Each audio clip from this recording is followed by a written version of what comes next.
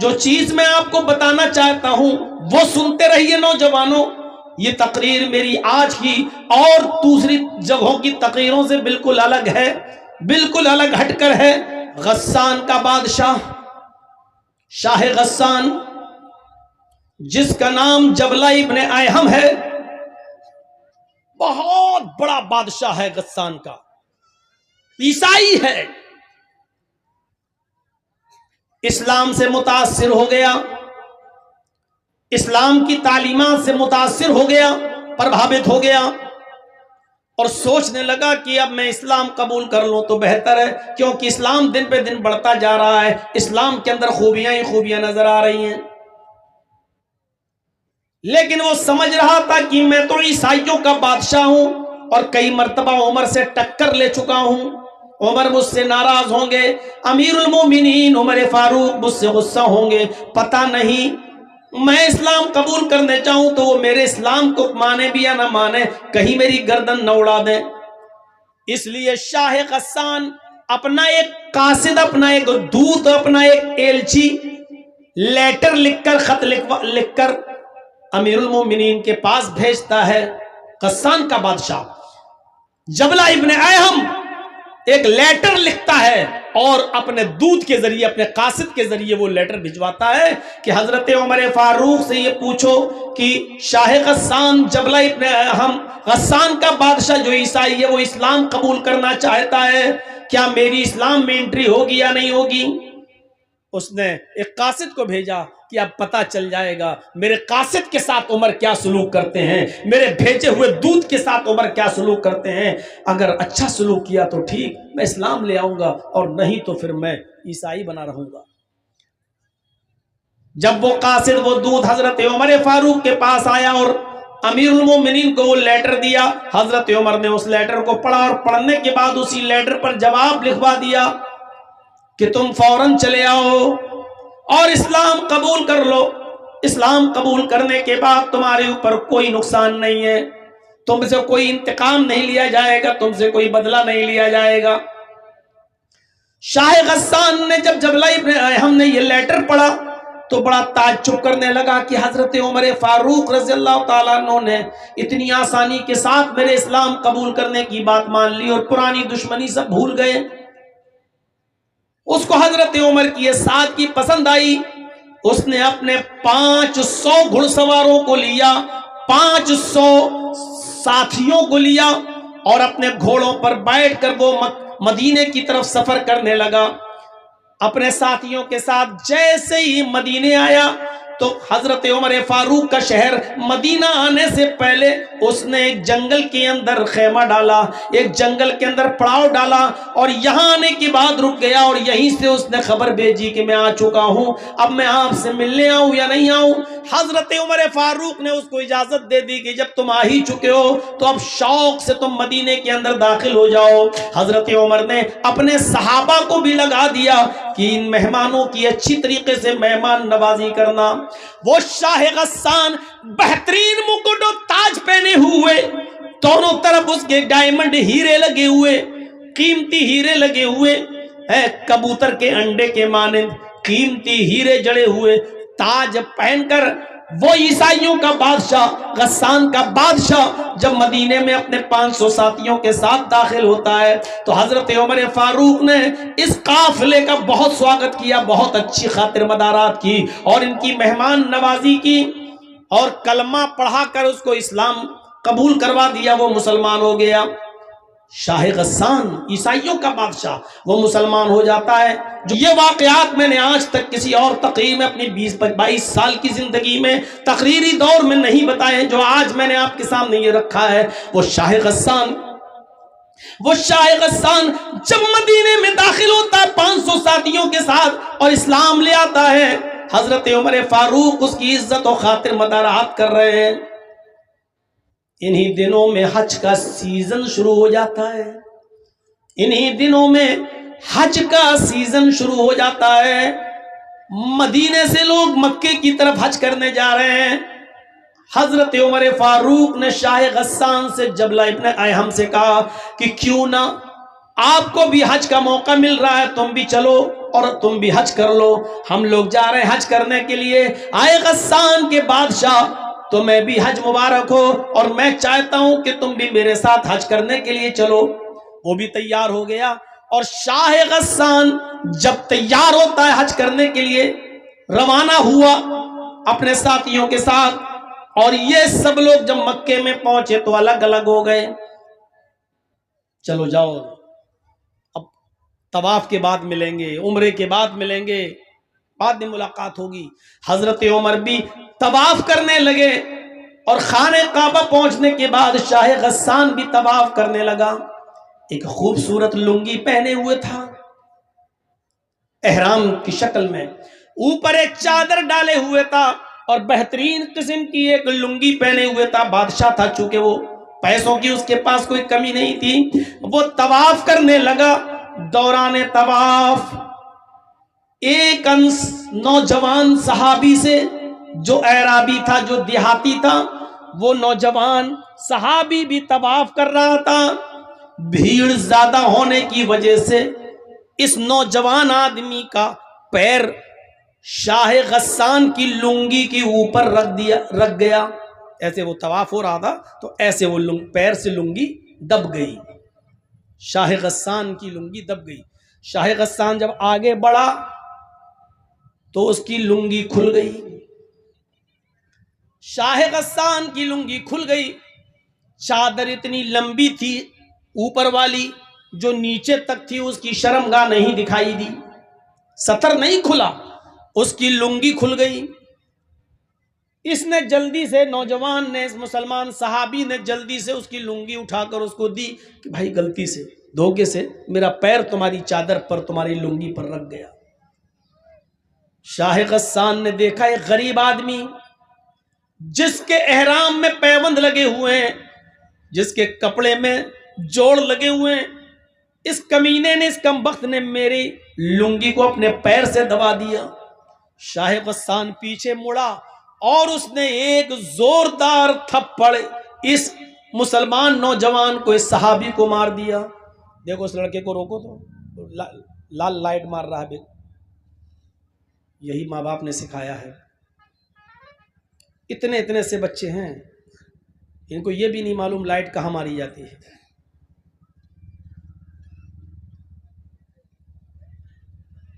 اس نے ایک زوردار تھپڑ اس نوجوان کو، اس دیہاتی مسلمان صحابی کو مارا۔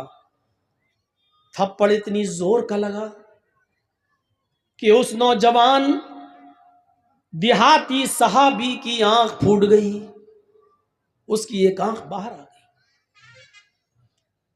وہ نوجوان اس وقت کچھ نہیں بولا، خاموش رہا، اور اس نے اپنا طواف پورا کیا۔ اس کے بعد پھر وہ اپنے قبیلے میں گیا۔ قبیلے کی لڑائی بہت بری ہوتی ہے۔ جب وہ اپنے قبیلے میں پہنچا تو لوگوں نے پوچھا کہ تمہاری آنکھ کیسے پھوٹی؟ اس نے بتایا کہ ایسا ایسا معاملہ ہو گیا، اور شاہ غسان نے، غسان کے بادشاہ نے ایک تھپڑ مارا، اور تھپڑ اتنی زور سے مارا کہ میری آنکھ پھوٹ گئی۔ پورے قبیلے کے لوگ آگ بگولا ہو گئے۔ ارے نیا نیا اسلام لایا اور اتنی ہیکڑی، ہمارے آدمی کو مارے گا؟ یہ تمام کے تمام لوگ حضرت عمر فاروق کے پاس مکے آ گئے۔ حضرت عمر فاروق کے سامنے مقدمہ دائر کر دیا کہ آپ کے شاہ غسان جو ابھی کچھ دن پہلے مدینے میں اسلام لایا ہے، اس نے دھوکے سے ہمارے نوجوان کا پیر اس کی چادر پہ پڑ گیا اور اس کی لنگی کھل گئی، لیکن اس نے پلٹ کر اتنی زور سے تھپڑ مارا کہ ہمارے ساتھی کی، اس دیہاتی نوجوان کی آنکھ پھوٹ گئی۔ مجھے انتقام چاہیے، بدلہ چاہیے۔ حضرت عمر فاروق نے شاہ غسان کو بلایا۔ غسان کا بادشاہ طلب کیا گیا جو مسلمان ہو چکا ہے، اور پھر یوں دونوں میں گفتگو ہوتی ہے۔ حضرت عمر فاروق نے فرمایا، آئے شاہ غسان، آئے جبلہ ابن ایہم، تمہارے بارے میں یہ شکایت ملی ہے، کیا یہ صحیح ہے؟ کہنے لگا وہ جبلہ امیر المومنین، اس نوجوان دیہاتی آدمی نے میری چادر پر پیر رکھ دیا، میں آگے بڑھا، میری لنگی کھل گئی، میری چادر کھل گئی، میں نے اس کو تھپڑ مار دیا ہے۔ حضرت عمر فاروق نے کہا اے شاہ غسان، اس نوجوان نے یہ بتا دیا ہے کہ ہاں میرا پیر اس کی چادر پر رکھ گیا تھا، لیکن میں نے جان بوجھ کر ایسا نہیں کیا، دھوکے سے ایسا ہو گیا، ایک معمولی سی غلطی کی اتنی بڑی سزا تم نے اس کو دے دی کہ اس کی آنکھ کا ڈھیلا باہر آ گیا، اس کی آنکھ پھوٹ گئی۔ شاہ غسان کہنے لگا ایک غریب آدمی کی آپ کو اتنی فکر کیوں ہو رہی ہے؟ حضرت عمر فاروق کہتے ہیں کہ اسلام لانے کے بعد امیری غریبی اسلام میں نہیں چلتی ہے۔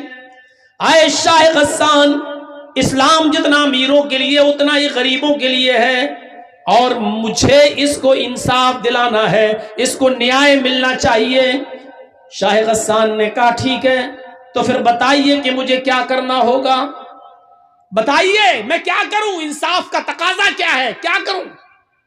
حضرت عمر فاروق نے کہا شاہ غسان، اس نوجوان سے، اس دیہاتی سے، اس صحابی سے، اس بیچارے غریب آدمی سے معافی مانگ لو، اگر معافی دیتا ہے تو ٹھیک، ورنہ اس کو کچھ لے دے کر اس کو راضی کر لو۔ اگر معاف کرتا ہے تو ٹھیک، اور معاف نہیں کرتا ہے تو اس کو کچھ لے دے کر راضی کرو۔ شاہ غسان کہنے لگا ایک معمولی آدمی سے، میں غسان کا بادشاہ ہوں اور میں نے بادشاہت کی ہے، امیر المومنین میں بادشاہ ہوں، میرا باپ بھی بادشاہ رہ چکا ہے، میرا دادا بھی غسان کا بادشاہ رہ چکا ہے، میں خاندانی بادشاہت سے چلا آ رہا ہوں، اور میں بادشاہ ہونے کے بعد ایک معمولی آدمی سے، ایک غریب آدمی سے معافی مانگوں گا، یہ بالکل نہیں ہو سکتا ہے، میں کسی بھی قیمت پر معافی مانگنے کے لیے تیار نہیں ہوں، میں ایک معمولی آدمی سے معافی مانگوں گا۔ حضرت عمر فاروق نے کہا تو پھر انتقام کے لیے تیار ہو جاؤ۔ اس نے کہا کیسا انتقام؟ کہا آنکھ کے بدلے آنکھ، تمہاری بھی آنکھ پھوڑی جائے گی۔ غور کرو یہ کس سے کہہ رہے ہیں حضرت عمر فاروق، جو ابھی چند دن پہلے اسلام لایا ہے، بادشاہ 500 لوگوں کے ساتھ اسلام لایا ہے، غسان کا بادشاہ ہے۔ کہا میری آنکھ پھوڑی جائے گی؟ کہا ہاں۔ تو کہنے لگا پھر میں ایسے اسلام کو چھوڑنے کے لیے تیار ہوں، آئے امیر المومنین، جس میں امیروں کا خیال نہ رکھا جائے، جس میں بادشاہوں کی بادشاہت کا بھی خیال نہ رکھا جائے، جس میں ان کی عزت و توقیر کا خیال نہ ہو، تو ایسے اسلام کو پھر میں چھوڑ دوں گا۔ حضرت عمر نے کہا یہ تمہاری مرضی۔ اس نے کہا ٹھیک ہے، میں اسلام چھوڑنے کے لیے تیار ہوں، لیکن اس سے معافی نہیں مانگوں گا۔ حضرت عمر فاروق نے کہا اگر اسلام چھوڑتے ہو تو یاد رکھنا مرتد کی جو سزا ہے اسلام میں وہ میں تمہیں دوں گا، اور مرتد کی سزا یہ ہے کہ اسلام جو نہیں لایا وہ تو چین کے ساتھ ہے، وہ تو سکون کے ساتھ ہے، لیکن اسلام لانے کے بعد پھر اسلام کو چھوڑ کر کسی اور مذہب میں کوئی جاتا ہے تو پھر اسلام میں اس کی سزا ہے کہ اس کی گردن اڑائی جائے۔ اگر تم اسلام کو چھوڑنے کا ارادہ بنا رہے ہو تو پھر میں تمہاری گردن اڑانے کے لیے تیار ہوں، ابھی تو آنکھ پھڑوا لو، تمہارا معاملہ بن جائے گا، آنکھ کے بدلے آنکھ۔ اور اگر اسلام کو چھوڑنے کی دھمکی دی تو مرتد کی سزا یہ ہے اسلام میں کہ اس کی گردن اڑا دی جائے، میں تمہاری گردن اڑا دوں گا۔ وہ چاروں طرف سے پھنس گیا۔ شاہ غسان معافی مانگ رہا ہے تو چھوٹا ہو رہا ہے، آنکھ پھڑوا نہیں سکتا، مرتد ہو جائے تو قتل۔ اس نے کہا امیر المومنین میں چاروں طرف سے اس وقت پھنسا ہوا ہوں، مجھے ایک دن کی مہلت دیجئے، میں سوچ سمجھ کر بتاتا ہوں، مجھے معافی مانگنا ہے یا آنکھ پھڑوانا ہے یا مجھے اسلام چھوڑنا ہے، مجھے فیصلہ کرنے کے لیے مجھے ایک دن کی مہلت دیجئے، 24 گھنٹے کی مہلت۔ حضرت عمر فاروق نے کہا ٹھیک ہے، میں تمہیں ایک دن کی مہلت دیتا ہوں، سوچ سمجھ کر بتاؤ، معافی مانگ لو گے وہ اگر معاف کر دے گا تو ٹھیک، اور مجھے امید ہے کہ انشاءاللہ وہ معاف کر دے گا، لیکن یہ اس کا معاملہ ہے، وہ کرے یا نہ کرے۔ لے دے کے معاملہ بنا لو، جتنے میں وہ تیار ہو جائے۔ اس پہ بھی نہیں بنتا ہے تو پھر آنکھ پھڑواؤ، کوئی ایک فیصلہ، جاؤ میں تمہیں 1 دن کی مہلت دیتا ہوں۔ وہ اپنے بستی میں گیا جہاں رکا ہوا تھا 500 آدمیوں کے ساتھ، اور ان لوگوں سے کہتا ہے کہ ایسا ایسا معاملہ ہے، اس اسلام میں ہماری کوئی عزت نہیں ہے، توقیر نہیں ہے، ہم کو غریبوں کے ساتھ لا کے بٹھا دیا گیا اور کہا کہ اس کو بدلہ دو، لہذا رات کی تنہائی ہونے دو، جب ساری دنیا بے ہوشی میں سو رہی ہوگی اس وقت ہم 500 آدمی یہاں سے فرار ہو جائیں گے۔ لہذا جیسی رات کی تاریکی ہوئی، رات کا اندھیرا آیا اور سب لوگ خواب غفلت میں بے ہوش ہو کے جب سونے لگے تو شاہ غسان جبلہ ابن اہم اپنے 500 ساتھیوں کے ساتھ رات کے اندھیرے کا فائدہ اٹھا کر بھاگ گیا، اور وہ غسان پہنچ گیا۔ میرے پیارے ساتھیوں، حضرت عمر فاروق نے اس کی کوئی پرواہ نہیں کی۔ 500 لوگ چلے گئے جائیں، لیکن انصاف کا مرڈر نہیں ہونا چاہیے، عدل باقی رہنا چاہیے۔ اسلام کی تعلیم یہی ہے کہ انصاف قائم رہے، ایک غریب آدمی کو، ایک غریب نوجوان کو بھی انصاف ملنا چاہیے۔ حضرت عمر فاروق نے کہا نوجوان وہ گیا 500 آدمیوں کو بھی لے گیا، کوئی پرواہ نہیں، اللہ کا شکر ہے کہ میں نے عدل کو بچایا، میں نے نیائے کو بچایا، میں نے انصاف کو بچایا۔ میرے بھائیوں، ایسا عدل کرنے والا امیر المومنین حضرت عمر فاروق جیسا شخص قیامت کے دن عرش کے سائے میں ہوگا۔ ایسے ہی لوگوں کے بارے میں اللہ کے نبی نے فرمایا کہ 7 قسم کے لوگ قیامت کے دن اللہ کے عرش کے سائے میں ہوں گے، اس دن اللہ کے عرش کے سائے کے علاوہ کوئی دوسرا سایہ نہیں ہوگا۔ الامام العادل، پہلا شخص عدل و انصاف کرنے والا، حکمراں، حاکم وقت، امیر جو گھر کا بھی ذمہ دار ہو۔ قبیلہ بنو مخزوم کی ایک عورت جس کا نام فاطمہ تھا، چوری میں پکڑی گئی، اللہ کے رسول کے پاس لائی گئی۔ نبی اکرم صلی اللہ علیہ وسلم نے فرمایا اس کی چوری اتنی زیادہ ہے کہ حد کو پہنچ رہی ہے، اس کا ہاتھ کاٹ ڈالو۔ لوگوں نے کہا امیر گھر کی ہے، بڑے اونچے اور عزت دار گھرانے کی عورت ہے، اگر اس کا ہاتھ کٹ گیا تب تو ناک ہی کٹ جائے گی اس خاندان کی، اس قبیلے کی۔ نبی اکرم کے سب سے قریبی اور سب سے چہیتے صحابی حضرت اسامہ کے پاس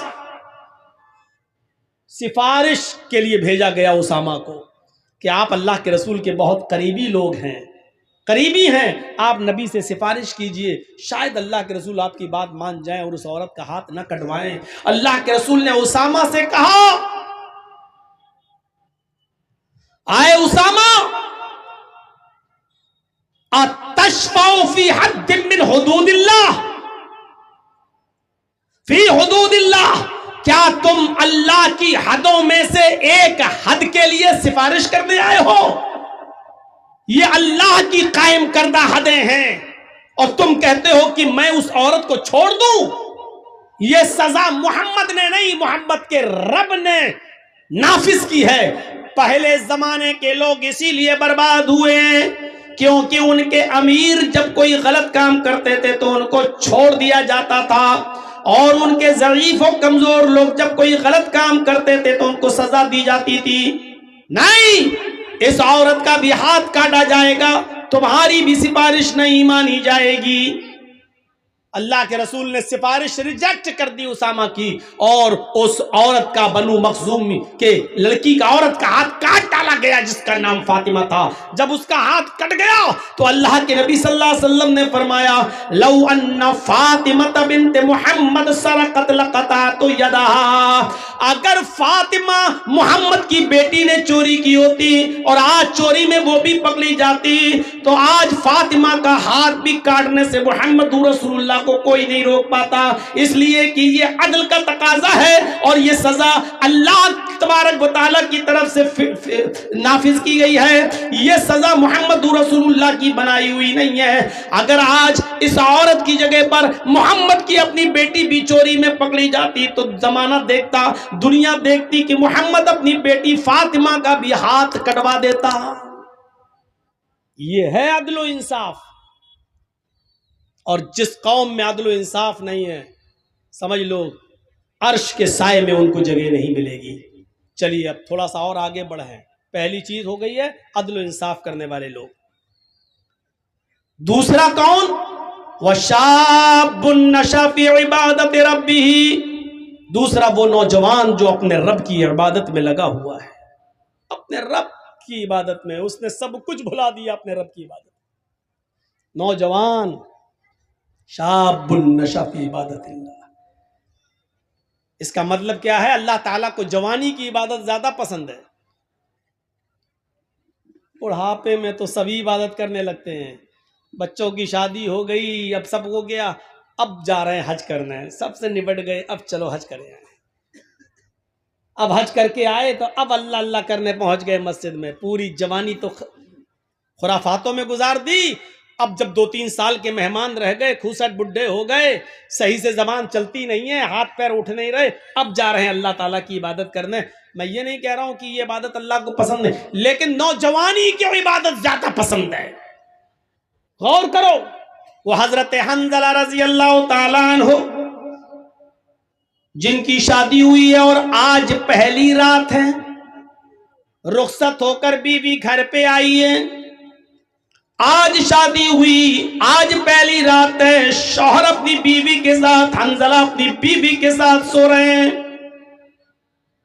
میاں بیوی کے درمیان جو تعلق ہوتا ہے وہ بھی قائم ہو چکا ہے، اتنے میں جنگ کا اعلان ہو جاتا ہے، جہاد کے لیے نکلنے کا اعلان ہو جاتا ہے۔ حضرت حنظلہ اسی کنڈیشن میں کہ اپنی بیوی سے ملے ہیں، ابھی غسل نہیں کیے، اعلان جہاد سنتے ہیں، اپنا گھوڑا کھولتے ہیں اور جہاد کے لیے نکل جاتے ہیں۔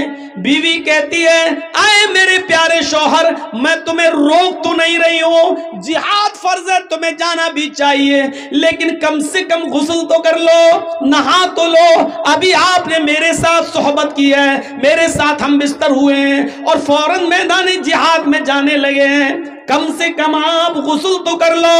فرمایا، اے میری بیوی، اعلان نہیں سنا ہے، یہ ندائی، یہ آخری آواز ہے، اس آواز کو سننے کے بعد کوئی شخص بھی اب تھوڑی دیر بھی اپنے گھر میں نہیں رک سکتا ہے۔ میری بیوی، میں غسل کے لیے کیسے رک جاؤں کہ یہ آخری ندا آ چکی ہے کہ اب کوئی بھی اپنے گھر میں نہ رکے، میں فوراً نکل رہا ہوں، اللہ میرے دل کے حال کو جانتا ہے، اللہ میری دل کی نیت کو جانتا ہے۔ اٹھے، گھوڑا کھولا اور دوڑے اور چلے گئے میدان جنگ میں، لڑے، کئی کافروں کو قتل بھی کیا، لیکن اس جنگ کے اندر خود بھی شہید ہو گئے، شہید ہو گئے۔ اور شہید کا اصول یہ ہے شریعت میں کہ اس کو جن کپڑوں میں شہید ہوتا ہے، کوئی آدمی اللہ کی راہ میں جب مارا جائے تو انہی کپڑوں میں دفن کیا جاتا ہے، شہید کو کوئی نیا کفن نہیں پہنایا جاتا، شہید کو غسل نہیں دیا جاتا، شہید کی جنازے کی نماز نہیں پڑھی جاتی، ایسے ہی اس کو انہی کپڑوں میں دفن کر دیا جاتا ہے۔ جب اس کو دفن کرنے کے لیے لے جایا جا رہا تھا تو حنظلہ کی بیوی کہنے لگی، اے اللہ کے رسول، میرے شوہر کو غسل دے دیجئے۔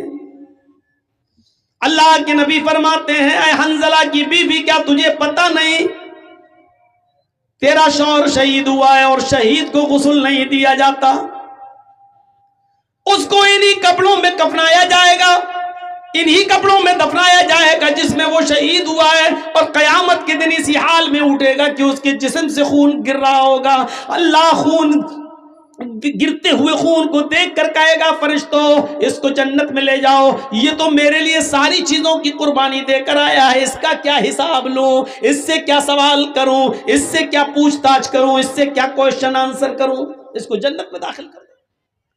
حنظلہ کی بیوی کہتی ہے، اللہ کے رسول، میں کیسے بتاؤں، ان اللہ لا یستحی من الحق، اللہ تعالی حق بات سے نہیں شرماتا ہے۔ میری شادی ہوئی تھی، حنظلہ نے میرے ساتھ رات گزاری تھی اور میرے ساتھ صحبت کی تھی، اور جب آخری اعلان سنا تو بغیر غسل کے وہ نکل گئے اور جہاد کرنے لگے۔ میں اس غسل کی بات کر رہی ہوں جو غسل بیوی سے ملنے کے بعد کیا جاتا ہے۔ حنظلہ کو وہ غسل دے دیجئے، کیونکہ حنظلہ بغیر غسل کے نکل گئے تھے اور وہ شہید کر دیے گئے۔ تھوڑی دیر توقف کیا، اللہ کے نبی جناب محمد رسول اللہ تھوڑی دیر رکے رہے اور تھوڑی دیر کے بعد فرمایا ساتھیو اس جنازے کو اٹھاؤ اور قبرستان میں لے جا کر ان کو دفن کرو، میں بھی چل رہا ہوں۔ حنظلہ کی بیوی پھر بولی اے اللہ کے نبی اتنی دیر رکنے کے بعد بھی آپ نے غسل نہیں دیا۔ فرمایا اے حنظلہ کی بیوی اپنے گھر جا، تیرے شوہر کو محمد رسول اللہ کی غسل کی ضرورت نہیں ہے۔ آسمان سے 70,000 فرشتے زمین پر اترے اور ان فرشتوں نے تیرے شوہر کو غسل دے دیا۔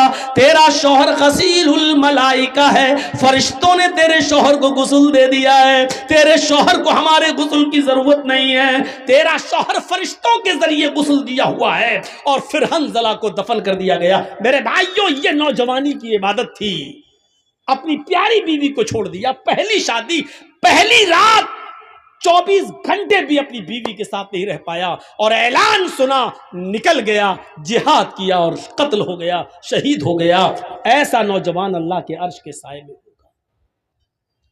وَشَابٌ نَشَأَ فِي عِبَادَةِ رَبِّهِ، وہ عقبہ ابن نافع جس نے اسلام کا پرچم لہراتے لہراتے دائیں اسلام بائیں اسلام پیچھے اسلام سامنے سمندر، اللہ میں دائیں دیکھتا ہوں تو تیرے نبی کا جھنڈا لہرا رہا ہے، بائیں جہاں جاتا ہوں تیرے نبی کا پرچم لہرا رہا ہے، پیچھے مڑ کے دیکھتا ہوں اور جہاں جہاں تک میں گیا ہوں تیرے نبی کا جھنڈا لہر چکا ہے، سامنے سمندر ہے، اب میں کیا کروں؟ یعنی اب دنیا میں کوئی چپا باقی نہیں رہا، جہاں تک ہم گئے اسلام ہی اسلام، اب سامنے سمندر ہے۔ اے اللہ یہ ہمارے ساتھ 1500 نوجوان ہیں جو گھوڑے پہ بیٹھے ہوئے ہیں، یہ سب اسلام کا جھنڈا لہرانا چاہتے ہیں، میں نے دائیں بائیں اور پیچھے تو اسلام لہرا دیا ہے، تیرے نبی کا جھنڈا پھہرا دیا ہے، لیکن آگے سمندر ہے۔ اے اللہ اب میں کیا کروں؟ اس نے سمندر کے پاس اپنی تلواروں کو گاڑا، سمندر کے پانی سے وضو بنایا اور وہیں پر نماز پڑھ دی پی۔ نماز ادا کرنے کے بعد کہنے لگا وہ نوجوان عقبہ ابن نافع، اے اللہ اگر میں اس سمندر کے بارے میں جان جاؤں کہ اس سمندر کو پار کرنے کے بعد بھی تیری کوئی مخلوق رہتی ہے، اس سمندر کو کراس کرنے کے بعد کوئی تیری بستی آباد ہے جہاں تیرے بندے رہتے ہیں، تو اے اللہ اگر مجھے اس بات کا علم ہو جائے تو قسم ہے تیرے عزت و جلال کی میں اپنے گھوڑوں کو سمندروں میں ڈال دوں گا اور سمندر سے تیرتے تیرتے اس بستی تک پہنچنے کی کوشش کروں گا، اور اس وقت تک چین کے ساتھ نہیں سوؤں گا جب تک کہ اس بستی میں بھی تیرے نبی جناب محمد رسول اللہ کا پرچم نہ لہرا دوں۔ عقبہ ابن نافع کے اندر یہ کون سا جذبہ تھا؟ عبادت کا جذبہ۔ یہ کون سی عبادت تھی؟ یہ کون سی ریاضت تھی؟ میرے بھائیوں ایسے ہی عبادت کرنے والے اور ہر وقت نماز کی طرف، ہر وقت عبادت کی طرف، اللہ کی عبادت کی طرف جن کا دماغ لگا ہوا ہے اور جو عبادت میں لگے ہوئے، یہ لوگ اللہ کے عرش کے سائے میں ہوں گے۔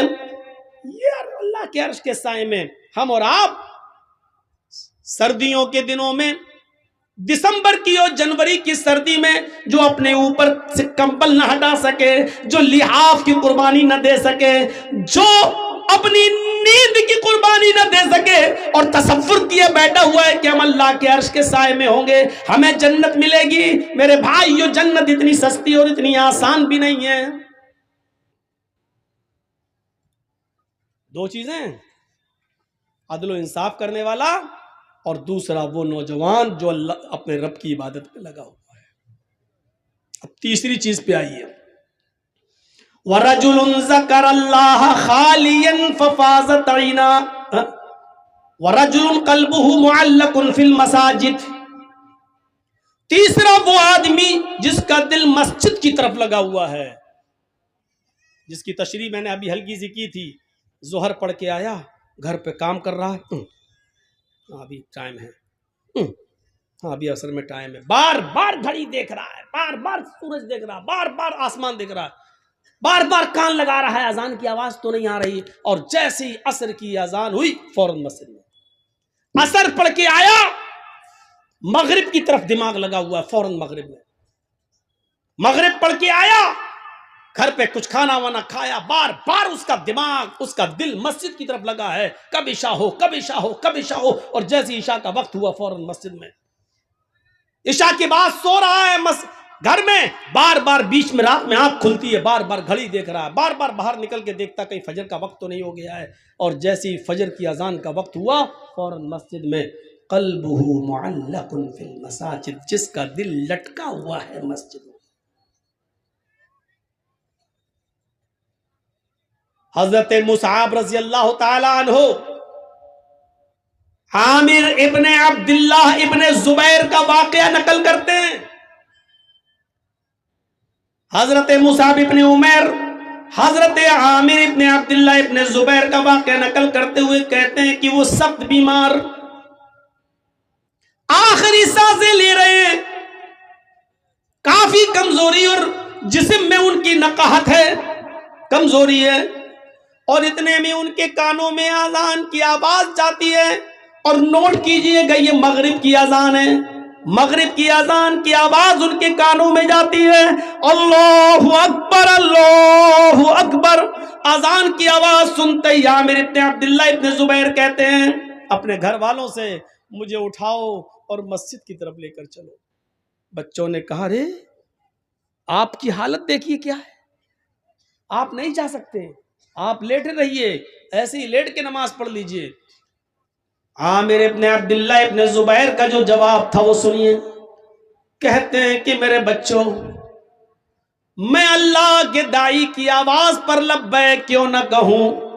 اللہ کی طرف بلانے والا داعی دعوت دے رہا ہے نماز کی, میں اس کی دعوت پر لبیک کیسے نہ کہوں. مجھے تھوڑا سا سہارا دے دو, مجھے اٹھا دو اور مجھے مسجد تک پہنچا دو. بیمار ہیں, آخری وقت ہے, ابھی آپ کو پتا چل جائے گا ان کا آخری وقت بھی ہے, کس کنڈیشن میں ہے وہ. جب انہوں نے ضد کی کہ میرے بچوں دیکھو قیامت کے دن میں تم سب کا گریبان پکڑوں گا اگر تم نے مجھے مسجد میں نہیں پہنچایا. یہ آواز کی اذان کی آواز میرے کانوں میں پڑ گئی, اب اللہ کے داعی کی آواز پر لبیک کہنا ضروری ہے, مجھے مسجد میں جانا ہے. اب ان کی ضد کے آگے ان کے بچوں نے ان کو اٹھایا, محلے کے 2-4 لوگ اور آ گئے, انہوں نے بھی سہارا دیا اور گھر میں کسی طریقے سے ان کو وضو کروانے کے بعد مسجد میں داخل کر دیا. وہ مسجد میں داخل ہو جاتے ہیں اور جماعت کے ساتھ مغرب کی نماز پڑھنے لگتے ہیں.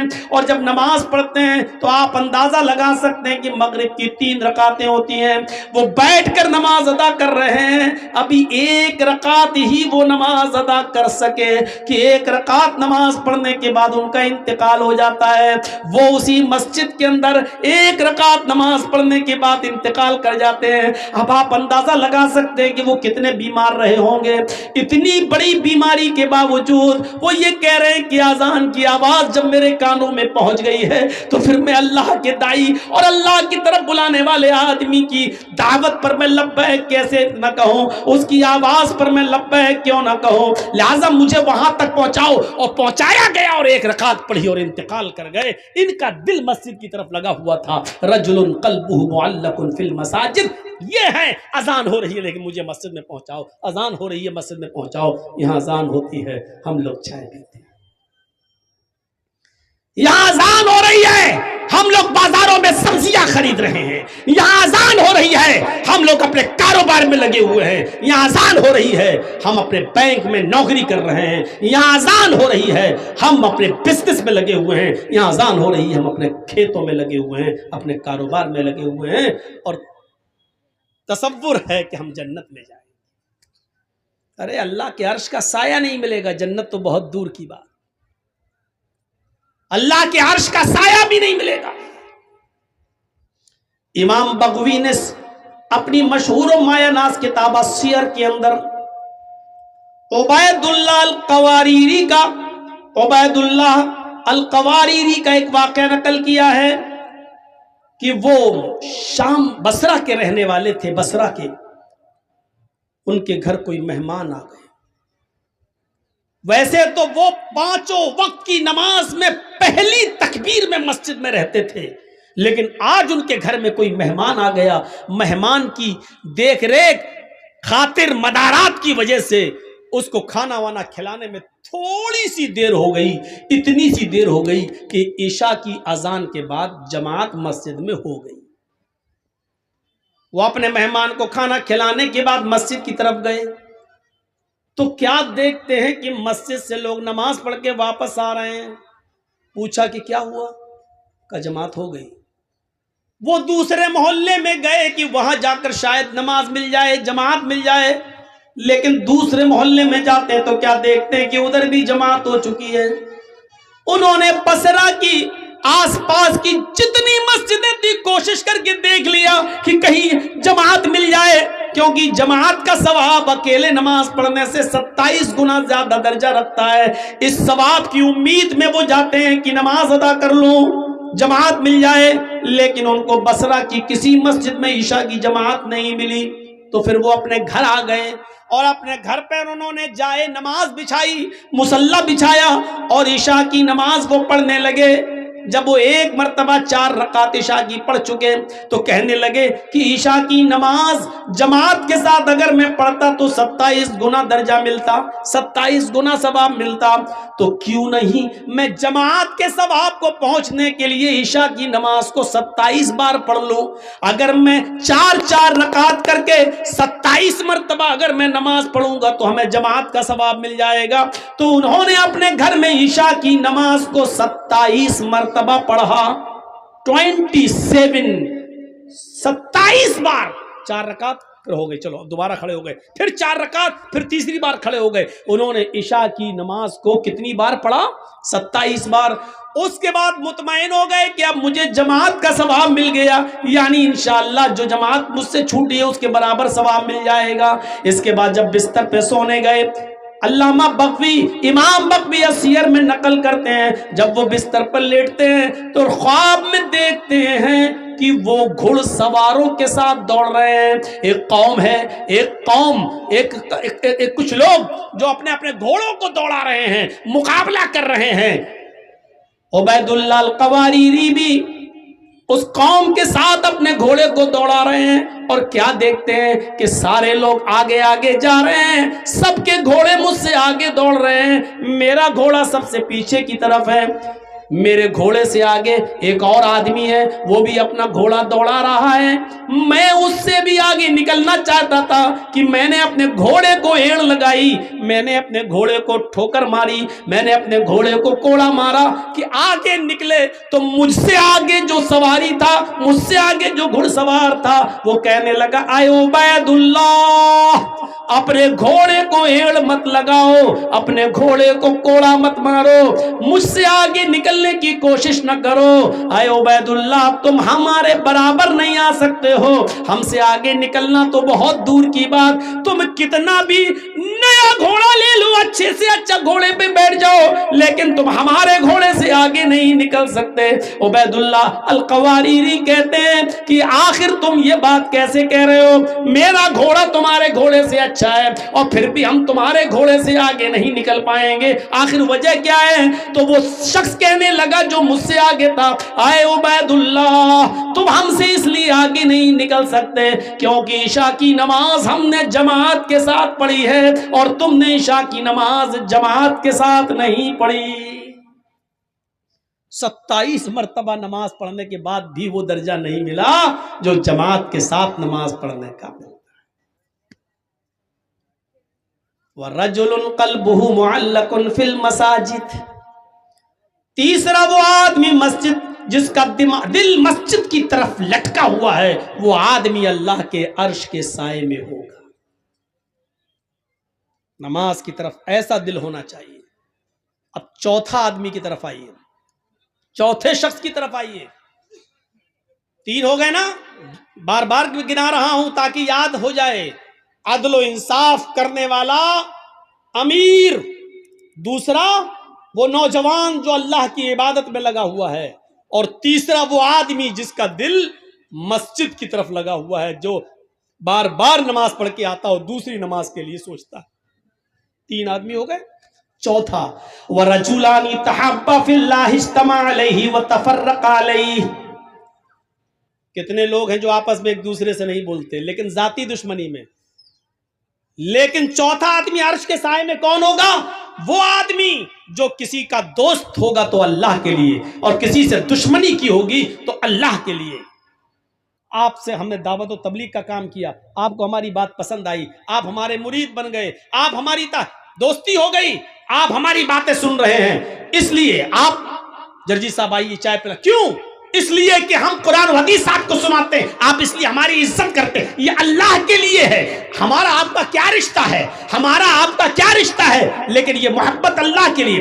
اور اگر ہم نے کوئی بات بتائی اور آپ کو برا لگا اور آپ کھڑے ہو کر کہنے لگے ہٹو، تم جیسے 50 مولوی آتے ہیں، میں نے بھی تم سے بولنا چھوڑ دیا، تو یہ بھی اللہ کے لیے۔ کیوں؟ کیونکہ میں نے قرآن سنایا، تجھے برا لگ گیا ہے اور تجھے اچھا نہیں لگتا ہے، نہیں بتاؤں گا آج کے بعد تجھے بات، تجھے اگر تکلیف ہو رہی ہے میری بات سے تو نہیں جاؤں گا تیرے پاس۔ تو اب ہم نے تجھے جو چھوڑا ہے وہ بھی اللہ کے لیے، کیونکہ اور کوئی وجہ نہیں۔ اگر یہ چیز ہے ہمارے اور آپ کے اندر، کسی سے دوستی ہے تو اللہ کے لیے، اور کسی سے دشمنی ہے تو وہ بھی اللہ کے لیے، تو ایسا شخص بھی اللہ کے عرش کے سائے میں ہوگا۔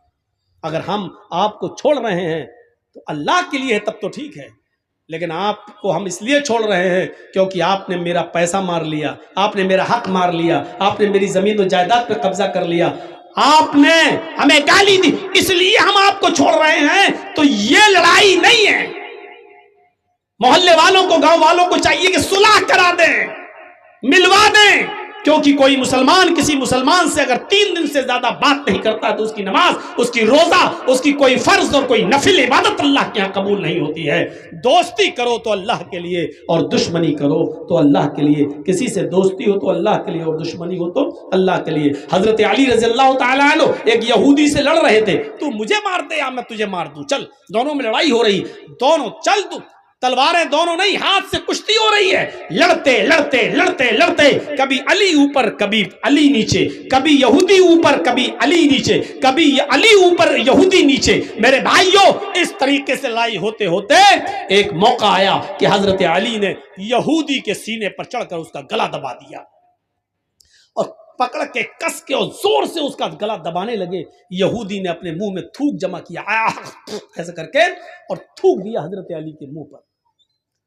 حضرت علی نے ایسے تھوک کو صاف کیا اور غصہ آیا حضرت علی کو اور زیادہ، کمینہ تھوک رہا، اور کس کے اس کو دبانا چاہا۔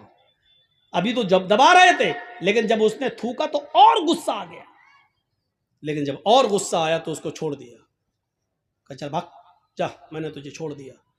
وہ پیروں پہ گر گیا، کہنے لگا امیر اے علی، میری سمجھ میں نہیں آ رہا ہے، میں نے جب تھوکا تو دیکھا آپ کے چہرے پر کہ آپ کو اور غصہ آیا، اب میں نے بھی سمجھ لیا اس غصے میں تو آپ نہیں بچیں گے، لیکن جب آپ کو زیادہ غصہ آیا تو آپ نے مجھے چھوڑ دیا، یہ کیا بات ہے؟ حضرت علی نے کہا جب میں تجھ سے لڑ رہا تھا تو اللہ کے لیے لڑ رہا تھا، میں تجھے مارنا چاہتا تھا اللہ کو خوش کرنے کے لیے، لیکن جب تو نے میرے چہرے پر تھوکا اور میرے چہرے پر تھوک پڑا تو مجھے اور غصہ آیا، تو یہ غصہ اللہ کے لیے نہیں تھا، یہ میرا ذاتی غصہ تھا، تو میرے اوپر تھوکا، تھوک رہا، تو یہ میرا ذاتی غصہ تھا۔ اگر اس غصے میں تو مارا جاتا تو وہ اللہ کے لیے لڑائی نہیں ہوتی، وہ میرا ذاتی انتقام ہوتا، وہ میرا ذاتی بدلہ ہوتا، اور میں ذاتی بدلہ نہیں لیتا، جا میں نے چھوڑ دیا۔ اللہ کے لیے لڑ رہا تھا تب تک ٹھیک تھا، اللہ کے لیے لڑائی لڑ رہے تھے، جب اس میں ذاتی غصہ شامل ہوا تو چھوڑ دیا۔ تو ذاتی دشمنی نہیں ہونی چاہیے۔ ان 4 چیزوں کو نوٹ کریے، کیونکہ 5ویں چیز جو ہم بتانے جا رہے ہیں وہ آج ہمارے معاشرے اور سماج کا سب سے بڑا المیہ بنا ہوا ہے۔ پہلا شخص عدل و انصاف کرنے والا انسان، دوسرا وہ نوجوان جو اللہ کی عبادت میں لگا ہوا ہے، تیسرا وہ آدمی جو جس کا دل مسجد کی طرف لٹکا ہوا ہے، اور چوتھا وہ شخص جو محبت کرتا ہے کسی سے تو اللہ کے لیے اور دشمنی کرتا ہے کسی سے تو اللہ کے لیے، اور 5واں नौजवानों, मुआशरे में सबसे बड़ी बुराई यही। वरजुलुन दाअतहु इम्रातुन ज़ात मनसबिन व जमाल फ़क़ाल इन्नी अख़ाफ़ुल्लाह। ऐसा आदमी जिसको किसी खूबसूरत हसीनो जमील औरत ने बुराई के लिए बुलाया, ज़ात मनसबिन शरीफ घर की, व जमाल और खूबसूरत। बदचलन औरतों के बारे में बात नहीं हो रही है, बाजारू औरतें, पेशावर औरतें, जिस्म फरोश औरतें, उनके बारे में बात नहीं हो रही। आपके इलाके की, आपके गांव की कोई शरीफ घर की औरत, ज़ात मनसबिन, हस्बो नसब वाली बेहतरीन शरीफ घराने की लड़की, व जमाल और खूबसूरत औरत, अगर वो आपको बुलाती है कि आओ चलो हमारे साथ ये काम कर लो, ज़ात मनसब, पैसे वाली, दौलत वाली, यानी वो आपको पैसा भी दे रही है, वो आपको मौका भी दे रही है, वो आपको तन्हाई में भी ले जा रही है, उसके पास सारे इंतजाम है, वो कह रही है कि मेरा रूम अलग है, मैं पैसा भी दूंगी, मेरे साथ रहो, मेरे साथ खाओ, मैं खाना भी दूंगी, और मेरे साथ तुम गलत काम करोगे मैं तुम्हें इसकी उजरत भी दूंगी, और खूबसूरत भी है। ज़ात मनसबिन, यानी ऐसी औरत ने आपको बुलाया जो खुद अमीर है, जो खुद शरीफ है, जो खुद पैसे वाली है, और जो खुद बहुत ऊंचे घराने की है, और खूबसूरत और हसीन और जमील है। आपके पास कुछ नहीं लेकिन वो आपको दावत दे रही है, आपके पास मौका नहीं लेकिन वो मौका दे रही है, आपके पास तन्हाई की जगह नहीं लेकिन वो आपको तन्हाई की जगह दे रही है। ये सब कुछ होने के बाद फिर आपने ऐसी खूबसूरत, ऐसी हसीन और जमील, और ऐसी सात और मनसब और हसब और नसब वाली और ऐसी शरीफ औरत को देखकर कहा, हट, चल भाग यहां से, इन्नी अखाफुल्लाह, मेरा रब मुझे देख रहा है, मैं अल्लाह से डरता हूं, मैं तेरे करीब नहीं जा सकता, मैं ये गलत काम नहीं कर सकता। ऐसी औरत की दावत का इनकार करने वाला और ऐसी औरत के दिल और इरादे को पूरा न करने वाला शख्स अल्लाह के अर्श के साए में होगा, अल्लाह के अर्श के साए में होगा। इमाम इब्न सीरीन का नाम सुने, बहुत बड़े बुजुर्ग गुजरे हैं, बहुत खूबसूरत थे, बहुत हसीन और जमील थे।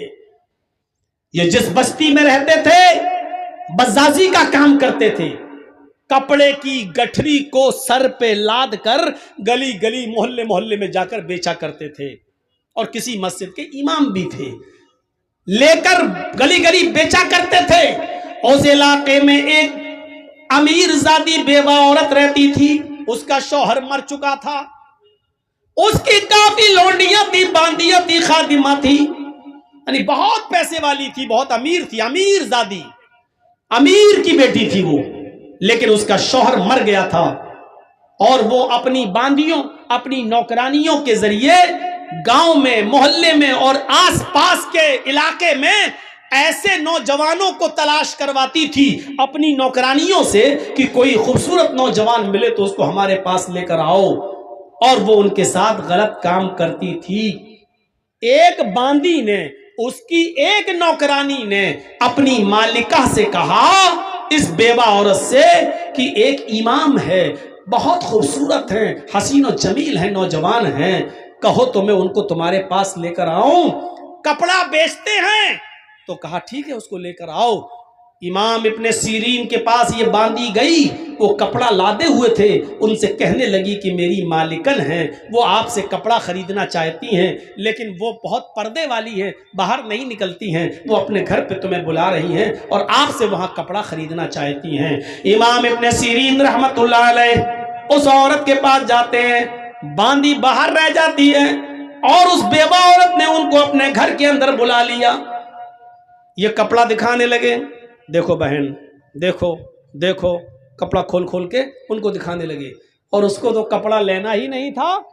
जब उसको कपड़ा लेना नहीं था तो वो दिल लगी की बातें करने लगी, बहलाने फुसलाने की बातें करने लगी, उनको अपनी तरफ माइल करने लगी और कहने लगी मुझे कपड़ा खरीदना ही कब है, आइए मेरे करीब होइए और मेरे साथ जिमा कीजिए, मेरे साथ हम बिस्तरी कीजिए।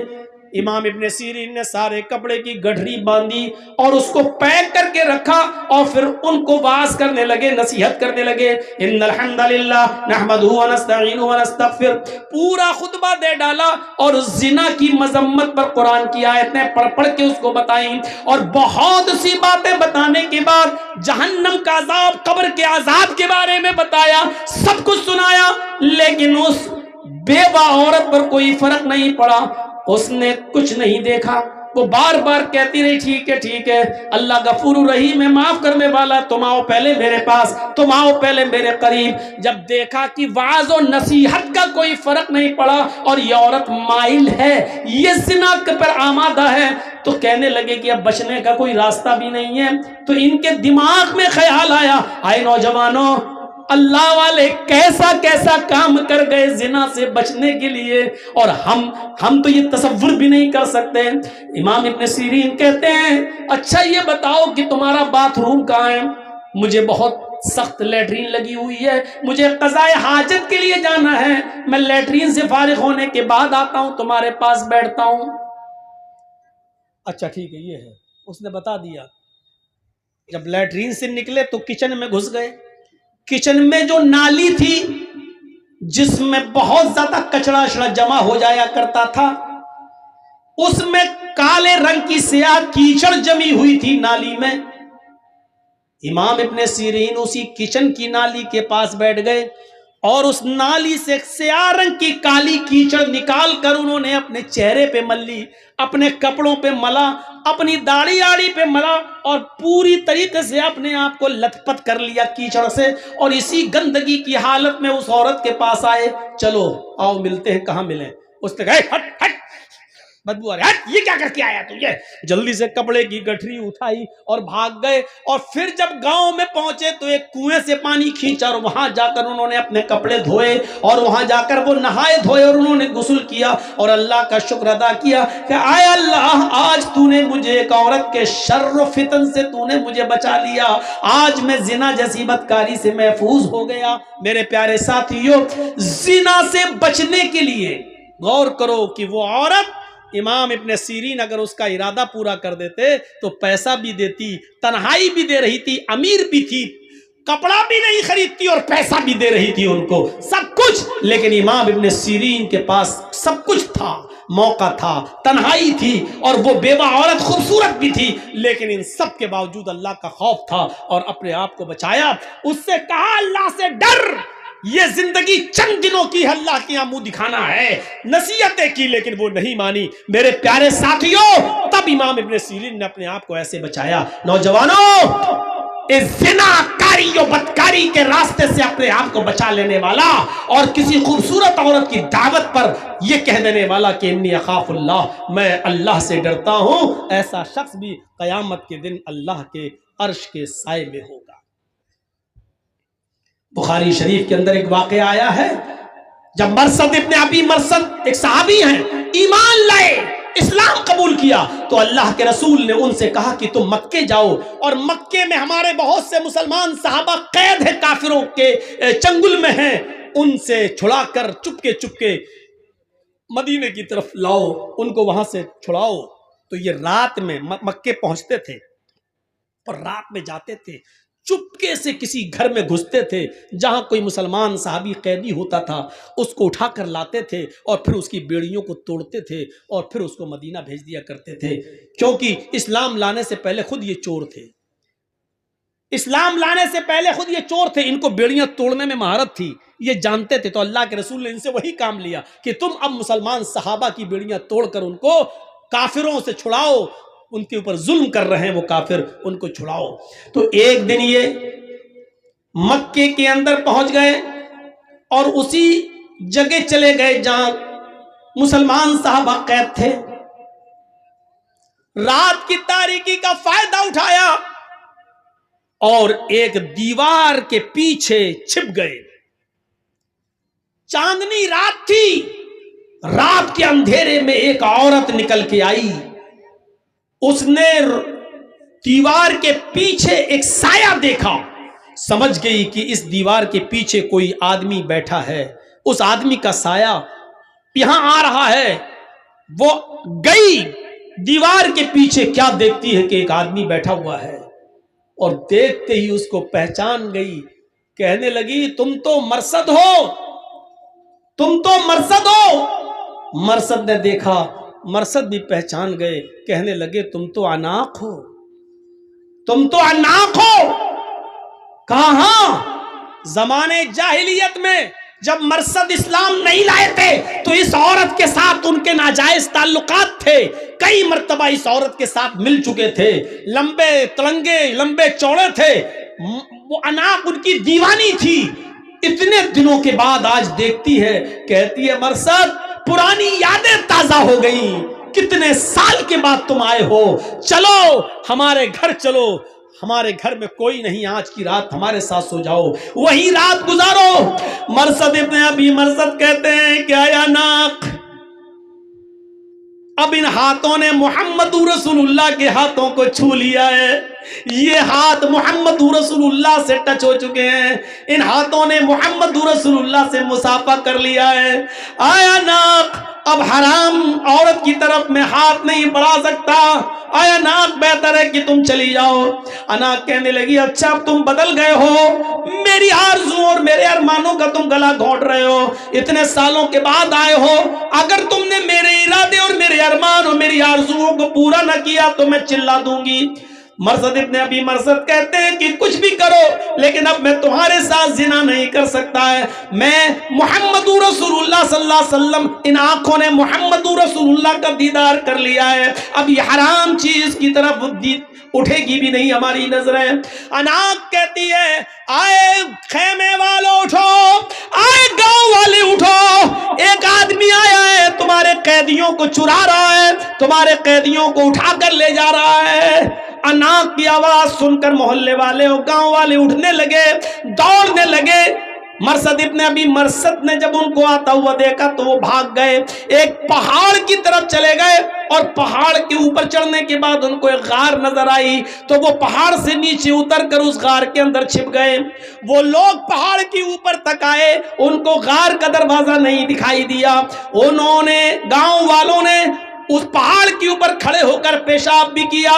مرثد ابن ابی مرثد کہتے ہیں، بخاری کی روایت ہے، وہ پیشاب کر رہے تھے اور ان کا پیشاب ہمارے سر پر آ رہا تھا، وہ پیشاب کر رہے تھے اور ان کا پیشاب ہمارے سر پر گر رہا تھا، لیکن میں ٹس مس نہیں کر رہا تھا، اگر میں تھوڑا بہت ہلتا تو وہ مجھے پہچان لیتے اور دیکھ لیتے، میں ایسے ہی چھپا رہا، یہاں تک کہ کچھ دیر کے بعد وہ سب چلے گئے، رات کافی ہو گئی اور وہ سب چلے گئے، عناق بھی چلی گئی، یہ سوچ کر کہ اب تو مرثد ابن ابی مرثد بھاگ گیا ہے۔ پھر تھوڑی دیر کے بعد میں غار سے نکلا اور پھر میں اپنے کام میں لگ گیا، اس کے باوجود میں نے ایک آدمی کو اٹھایا، اس کو اپنے کاندھوں پر لادا، لیکن وہ بہت بھاری آدمی تھا، ہم اس کو لے کے چل نہیں پا رہے تھے، وہ بار بار اس کو اٹھاتے اور وہ مجھے تھکا دیتا۔ تھوڑی دیر کے بعد ہم جب اس کے گاؤں سے باہر نکلے تو میں نے اس کی پیروں کی بیڑیاں توڑی اور اس کے ہاتھوں کی بیڑیاں توڑی اور اس کو لے کر اللہ کے نبی کے پاس آیا، اللہ کے نبی محمد رسول اللہ کو پورا واقعہ سنایا، اے اللہ کے نبی صلی اللہ علیہ وسلم ایسا ایسا معاملہ ہے، عناق ہماری پرانی دوست ہے، اس سے ہمارے زمانے جاہلیت میں بڑے اچھے تعلقات تھے، اس کے ساتھ میں زنا بھی کر چکا ہوں، اس کے ساتھ میرا اٹھنا بیٹھنا سب کچھ تھا، اس کے گھر پہ رہتا تھا، اے اللہ کے نبی کیا اسلام لانے کے بعد میں اس سے نکاح کر سکتا ہوں، کیا میں اس کو اپنی بیوی بنا سکتا ہوں؟ آپ اجازت دیجئے کہ میں عناق کو اپنی بیوی بنا لوں۔ اللہ کے نبی صلی اللہ علیہ وسلم خاموش رہے کہ آئے مرثد انتظار کرو، اللہ رب العالمین کی طرف سے اگر کوئی حکم ہوتا تو میں تمہیں بتاتا ہوں کہ تم عناق سے نکاح کر سکتے ہو یا نہیں نکاح کر سکتے ہو، یہاں تک کہ اللہ رب العالمین نے قرآن میں یہ آیت نازل فرما دی کہ الزانی لا ينکح الا زانیۃ او مشرکۃ، کوئی زانی کسی زانیہ ہی سے نکاح کر سکتا ہے اور کسی مشرکہ سے ہی، اور کوئی زانیہ عورت کسی زانی مرد سے ہی نکاح کر सकती है, या जानी या मुशरिक मर्द से निकाह कर सकती है। आए मरसद, तुम ईमान ला चुके हो, तुम मोमिन हो चुके हो, और किसी मोमिन के लिए जायज नहीं है कि किसी जानिया और बदचलन औरत से, किसी जानिया और मुशरिका से निकाह करे। लिहाजा अल्लाह ताला ने तुम्हें अनाक के साथ निकाह करने से मना कर दिया है। तुम अनाक को अपनी बीवी नहीं बना सकते हो। मेरे प्यारे साथियों, गौर करो किस तरीके से अपने आप को जिना से बचाया। जंगल में मौजूद बड़ी खूबसूरत औरत अनाक, दोस्ती भी रह चुकी है ज़माने जाहिलियत में, और वो कह भी रही है मेरे घर में कोई नहीं है, चलो। अकेला, तन्हाई का मौका, दिल के सारे दरवाजे खुले, पूरा चांस और पूरा मौका भी दे रही है। लेकिन मरसद इब्न अबी मरसद क्या कह रहे हैं? अल्लाह से डर, मैंने अल्लाह के रसूल के हाथों को छुआ है, अब ये किसी हराम चीज को नहीं छू सकते हैं। ये लोग अल्लाह के अर्श के साए में होंगे। लिहाजा वो नौजवान, वो आदमी जिसको किसी खूबसूरत लड़की ने बुराई के लिए बुलाया और उसने ये कह दिया कि मैं अल्लाह से डरता हूँ, इन्नी अखाफुल्लाह, तो ऐसा शख्स भी क़यामत के दिन अल्लाह के अर्श के साए में होगा। 5 चीज़ें हो गई, 2 चीज़ें और रह गई, इनका भी खुलासा कर दूं। वरजुलुन तसद्दक़ बिसदक़तिन फअख़फ़ाहा, किसी ने अगर सदका किया, किसी को दिया चुपके से, इतने चुपके से दिया कि दाएं हाथ से दिया बाएं को भी खबर ना हो, तो ऐसा शख्स जो चुपके चुपके किसी को सदका करता है, किसी की गरीब की मदद चुपके से करता है, ऐसा शख्स भी अल्लाह के अर्श के साए में होगा। ये नहीं रमजान के महीने में किसी गरीब की मदद कर रहे हैं, 5 किलो आटा, 2 किलो तेल, 1 किलो चीनी, शरबत की बोतल, खजूर, और उसका व्हाट्सएप पे फोटो खींच के व्हाट्सएप पे भी डाल रहे हैं, आज मैंने 20 लोगों को किट दी है, आज मैंने 50 लोगों को गल्ला पहुंचाया है, आज हमने 50 लोगों को, गरीब लोगों को साड़ी दी है। मेरे भाइयों, ऐसे लोग अर्श के साए में नहीं होंगे जो अपने नेकियों की नुमाइश करते फिरे और जिसको दे रहे हो उसको भी जलील करते फिरे बेचारे को। अरे किसी गरीब को दे दो, न तुम्हारी बीवी को पता चले, न जिसको दे रहे हो उसके बारे में किसी को पता चले कि उस बेचारे की मदद की है, उसका पर्दा रहने दो।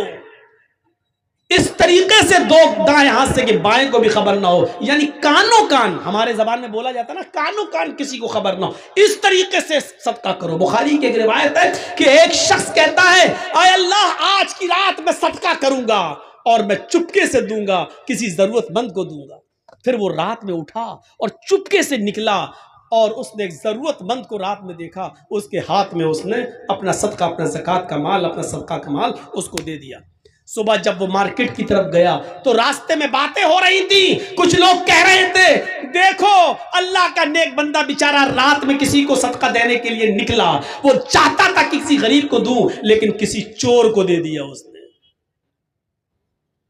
इसने कहा, अल्लाह, मेरी नीयत तो नहीं थी चोर को देने की, मेरी नीयत तो थी गरीब की मदद करने की, लेकिन अब धोखे से चोर के पास पहुंच गया तो मैं क्या कर सकता हूं। अल्लाह, आज मैं फिर निकलूंगा और किसी गरीब की मदद करूंगा। दूसरे दिन वो फिर रात में निकला चुपके से, आज फिर किसी गरीब आदमी को उसने देखा जो रात में मौका, उसने पूछा, तुम जरूरतमंद हो? कहा हाँ। उसने सदके का माल उसको दे दिया। सुबह होकर रास्ते में फिर बातें हुई कि देखो आज भी बेचारा धोखा खा गया, कोई निकला और किसी गरीब की मदद करना चाहता था लेकिन धोखा खा गया। आज तो उसने एक बहुत बड़े अमीर के हाथ में पैसा पकड़ा दिया, आज तो बहुत बड़े अमीर की मदद कर दी, जबकि सदका तो गरीब के लिए है, लेकिन धोखा खा गया, उसने अमीर को दे दिया। इसने कहा, अल्लाह, मैं किसी गरीब की मदद करना चाहता था लेकिन आज भी धोखा खा गया, पता नहीं क्या हो रहा है। अरे अल्लाह, मेरे किसी के चेहरे पर तो लिखा नहीं है कि कौन अमीर कौन गरीब। अब मेरे पास और भी सदके का माल है, आज की रात में निकलूंगा, तू मेरी मदद करना और किसी मुस्तहिक तक पहुंचा देना, जिस जो मुस्तहिक हो, जो उसका जो गरीब हो। अरे अल्लाह, मैं चुपके ही से दूंगा, इस तरह दूंगा कि किसी तीसरे को पता नहीं चलना चाहिए। वो रात की तारीकी में तीसरे दिन भी निकला, और जब तीसरे दिन निकलता है तो फिर किसी गरीब को ढूंढता है तो क्या देखता है कि एक औरत बैठी हुई है, मायूस है, परेशान हाल है। ये उस औरत के पास गया, कहता, बहन, इतनी रात में तुम अकेली मजबूर नजर आती हो। उसने कहा कि मैं बहुत मजबूर औरत हूँ, मेरी मजबूरी का फायदा मत उठाओ, रात के अंधेरे में मेरे साथ मजबूरी का फायदा मत उठाओ, जाओ यहाँ से। उसने कहा, मैं मजबूर ही इंसान को देख रहा हूँ, 2 दिन से मैं बराबर धोखा खा रहा हूं, ये लीजिए। उसने चुपके से सदके का माल उस औरत को दे दिया। خوش تھا کہ آج تو میرا صدقہ کسی اچھی جگہ پہنچ گیا, کسی صحیح جگہ پہ چلا گیا. صبح ہوتی ہے تو جیسے یہ مارکیٹ کی طرف گیا, لوگوں میں چرچے ہو رہے تھے. تمہیں معلوم ہے؟ کہا نہیں. کہا کیا ہوا؟ کہا اللہ کا نیک بندہ آج بھی بیچارہ صدقہ کرنے نکلا اور کسی غریب کی مدد کرنا چاہتا تھا, لیکن آج اس نے ایک بد چلن اور بدکار عورت کو صدقہ کر دیا. اپنا مال کسی زانی اور بد چلن عورت کو دے دیا. اس کا کام رات میں روزانہ نکلنے کا ہے اور کسٹمر تلاش کر کے جسم بیچتی ہے, ان سے پیسہ لیتی ہے. اس نے کہا اللہ مجھے ثواب نہیں ملے تو گناہ بھی مت دینا, اس لیے کہ میری نیت تو اچھی تھی غریب کی مدد کرنے کی, لیکن میں تینوں دن دھوکا کھا گیا اور اب میرے پاس زکوٰۃ کا صدقے کا سارا مال بھی ختم ہو گیا. اگر تو مجھے ثواب نہ دے تو گناہ بھی مت دینا, کیونکہ میں نے جان بوجھ کر کسی امیر کی, چور کی اور بدکار عورت کی مدد نہیں کی. جب رات میں یہ سویا تو خواب دیکھتا ہے کہ کوئی کہہ رہا, بخاری کی حدیث, رات میں خواب دیکھتا کوئی کہہ رہا ہے تو مایوس مت ہو, نادم مت ہو, اللہ نے تیرے صدقے کو قبول کر لیا. ہو سکتا ہے کہ جس چور نے چور کو تو نے صدقہ کیا, ہو سکتا ہے کہ وہ چور تیرے صدقے کا مال پا کر اپنی چوری سے توبہ کر لے. ہو سکتا ہے جس امیر آدمی کو تو نے صدقہ دیا وہ توبہ کر لے اور اس پیسے کو غریب اور مسکینوں میں خرچ کر دے. جس بد چلن عورت کے ہاتھ میں تو نے پیسہ دیا, صدقہ کیا, ہو سکتا ہے کہ وہ اپنے زنا سے توبہ کر لے اور تیرے دیے ہوئے صدقے کے مال سے وہ اپنے بیوی, اپنے بچوں کی اور اپنے شوہر کی دیکھ ریکھ کرے, اور ہو سکتا ہے کہ توبہ کر لے. تو نے انجانے میں ایسا کام کیا, اللہ نے تیرے صدقے کو قبول کر لیا. میرے بھائیوں یہ حدیث ہمیں بخاری کی یہ بتلا رہی ہے, اگر دھوکے سے رات کی تاریکی میں کسی غریب کی مدد کرنا چاہتے ہو اور آپ نے چپکے سے کسی کی مدد کی لیکن دھوکا کھا گئے, وہ غریب کی جگہ کوئی اور نکلا, یا دھوکے سے آپ کا پیسہ کسی اور کی جگہ پاس پہنچ گیا, لیکن چپکے سے مدد کرنے کی وجہ سے آپ کا صدقہ قبول ہو جائے گا. بھلے ہی آپ نے غلط جگہ دیا ہے, جان بوجھ کر نہیں دھوکے سے, تو اللہ رب العالمین آپ کے صدقے کو تو قبول کر لے گا, آپ کو گناہ نہیں پڑے گا, آپ کا صدقہ تو قبول ہو جائے گا, لیکن اس آدمی کو حساب و کتاب دینا پڑے گا جو ضرورت مند نہیں تھا پھر بھی لے لیا, تو آپ کا صدقہ قبول ہو جائے گا. تو ایسے صدقہ کیجئے کہ کسی غریب کو جب آپ دو, دائیں ہاتھ سے دو تو بائیں ہاتھ کو بھی اس کی خبر نہیں ہونی چاہیے. یہ ہے صدقے کا مطلب. نمائش مت کریے, کسی کی مدد کر لو, ایک فوٹو لینا ذرا, ہاں کھچ, آج میں نے 10 غریب لوگوں کی مدد کی. اللہ کے عذاب سے ڈرو, اس بیچارے کی نمائش کر رہے ہو آپ. 6 چیزیں ہو گئی. 7ویں اور آخری چیز اللہ کے نبی نے فرمائی, اللہ کے عرش کے سائے میں کون ہوگا؟ رجل ذکر اللہ خالیا ففاضت عیناہ, جو اللہ کے خوف سے اللہ کو یاد کر کے رات کی تاریکی میں اللہ سے ڈر گیا, اس کے عذاب سے ڈر گیا, تو ایسا شخص اللہ کے عرش کے سائے میں ہوگا قیامت کے دن. قیامت کے دن حضرت عمر فاروق رضی اللہ تعالیٰ عنہ رات کے اندھیرے میں روزانہ غریب عورت, ایک بوڑھی عورت اور ایک اندھی اور نابینا عورت کی خدمت کیا کرتے تھے, اور اس کے بعد میں جب خدمت کر کے دربار خلافت میں آتے تھے تو یہ ہاتھ اٹھا کر دعا کرتے تھے تہجد کے بعد, اور روتے ہوئے یہ دعا کرتے تھے کہ ربنا اصرف عنا عذاب جہنم ان عذابها کان غراما, اے اللہ جہنم کا عذاب ہم سے ہٹا لے, اس لیے کہ جہنم کا عذاب برداشت کرنے کی ہمیں چھمتا نہیں ہے, جہنم کا عذاب برداشت کرنے کی ہم میں سکت نہیں ہے. وہ روتے تھے, اللہ کو یاد کر کے وہ روتے تھے اور اپنے آنکھوں سے آنسو بہاتے تھے. آنسو بہانے کا سب سے اچھا وقت رات کا وقت ہے, اور تنہائی میں روئیے.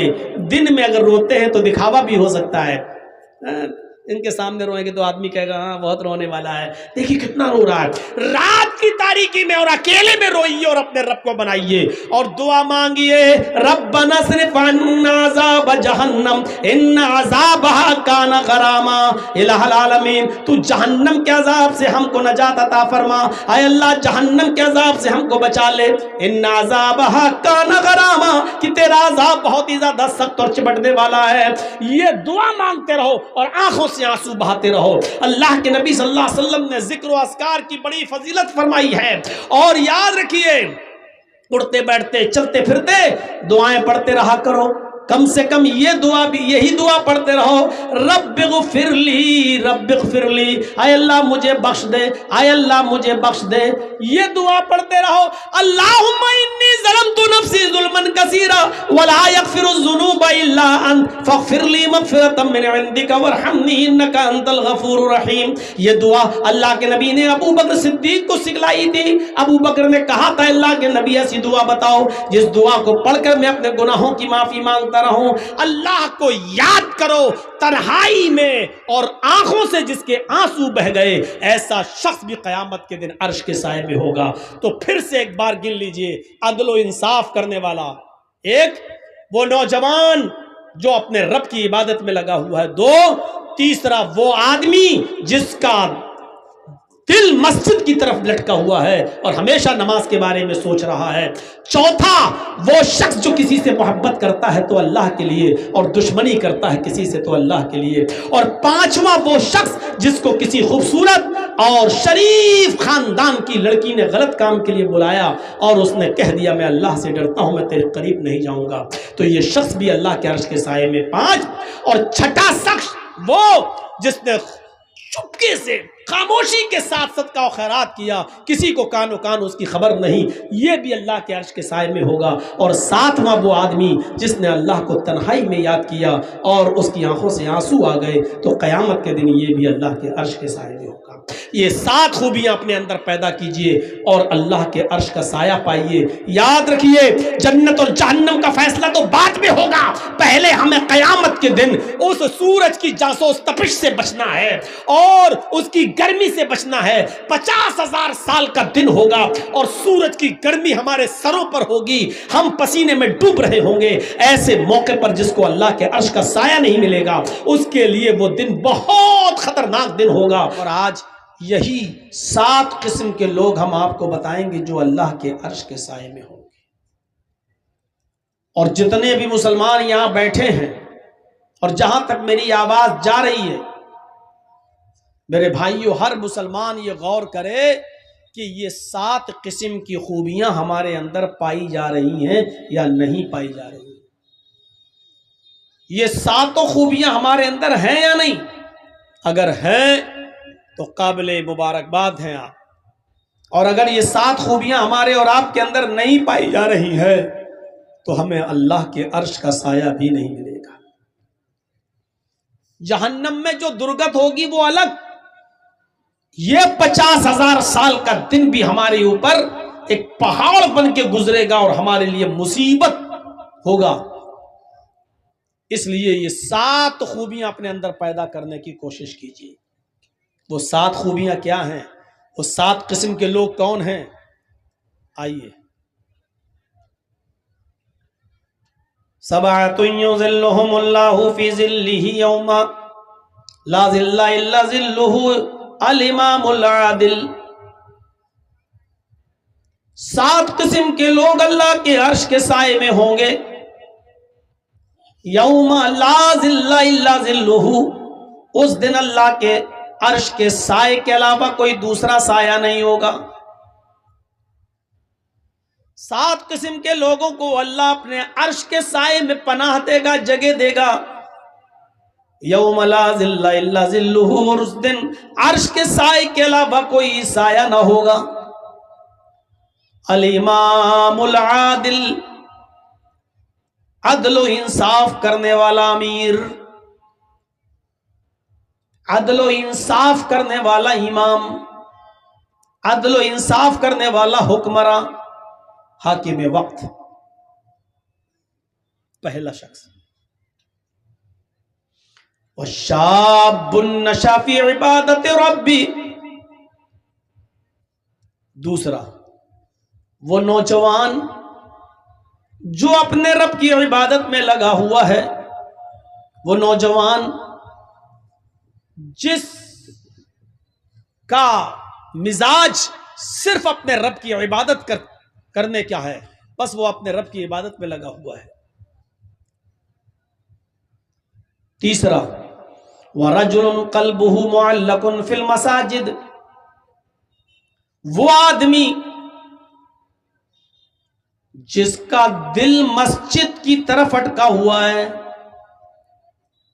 ابھی ظہر پڑھ کے آیا، گھر پہ کام کر رہا ہے، اس کا دماغ لگا ہے عصر کا وقت کب ہوگا، عصر پڑھ کے نکلا ہے، کچھ کام کر رہا ہے، بار بار گھڑی دیکھ رہا ہے، بار بار آسمان کی طرف دیکھ رہا ہے کہ مغرب کا وقت کب ہوگا، جس کا دل مسجد کی طرف لگا ہوا ہے۔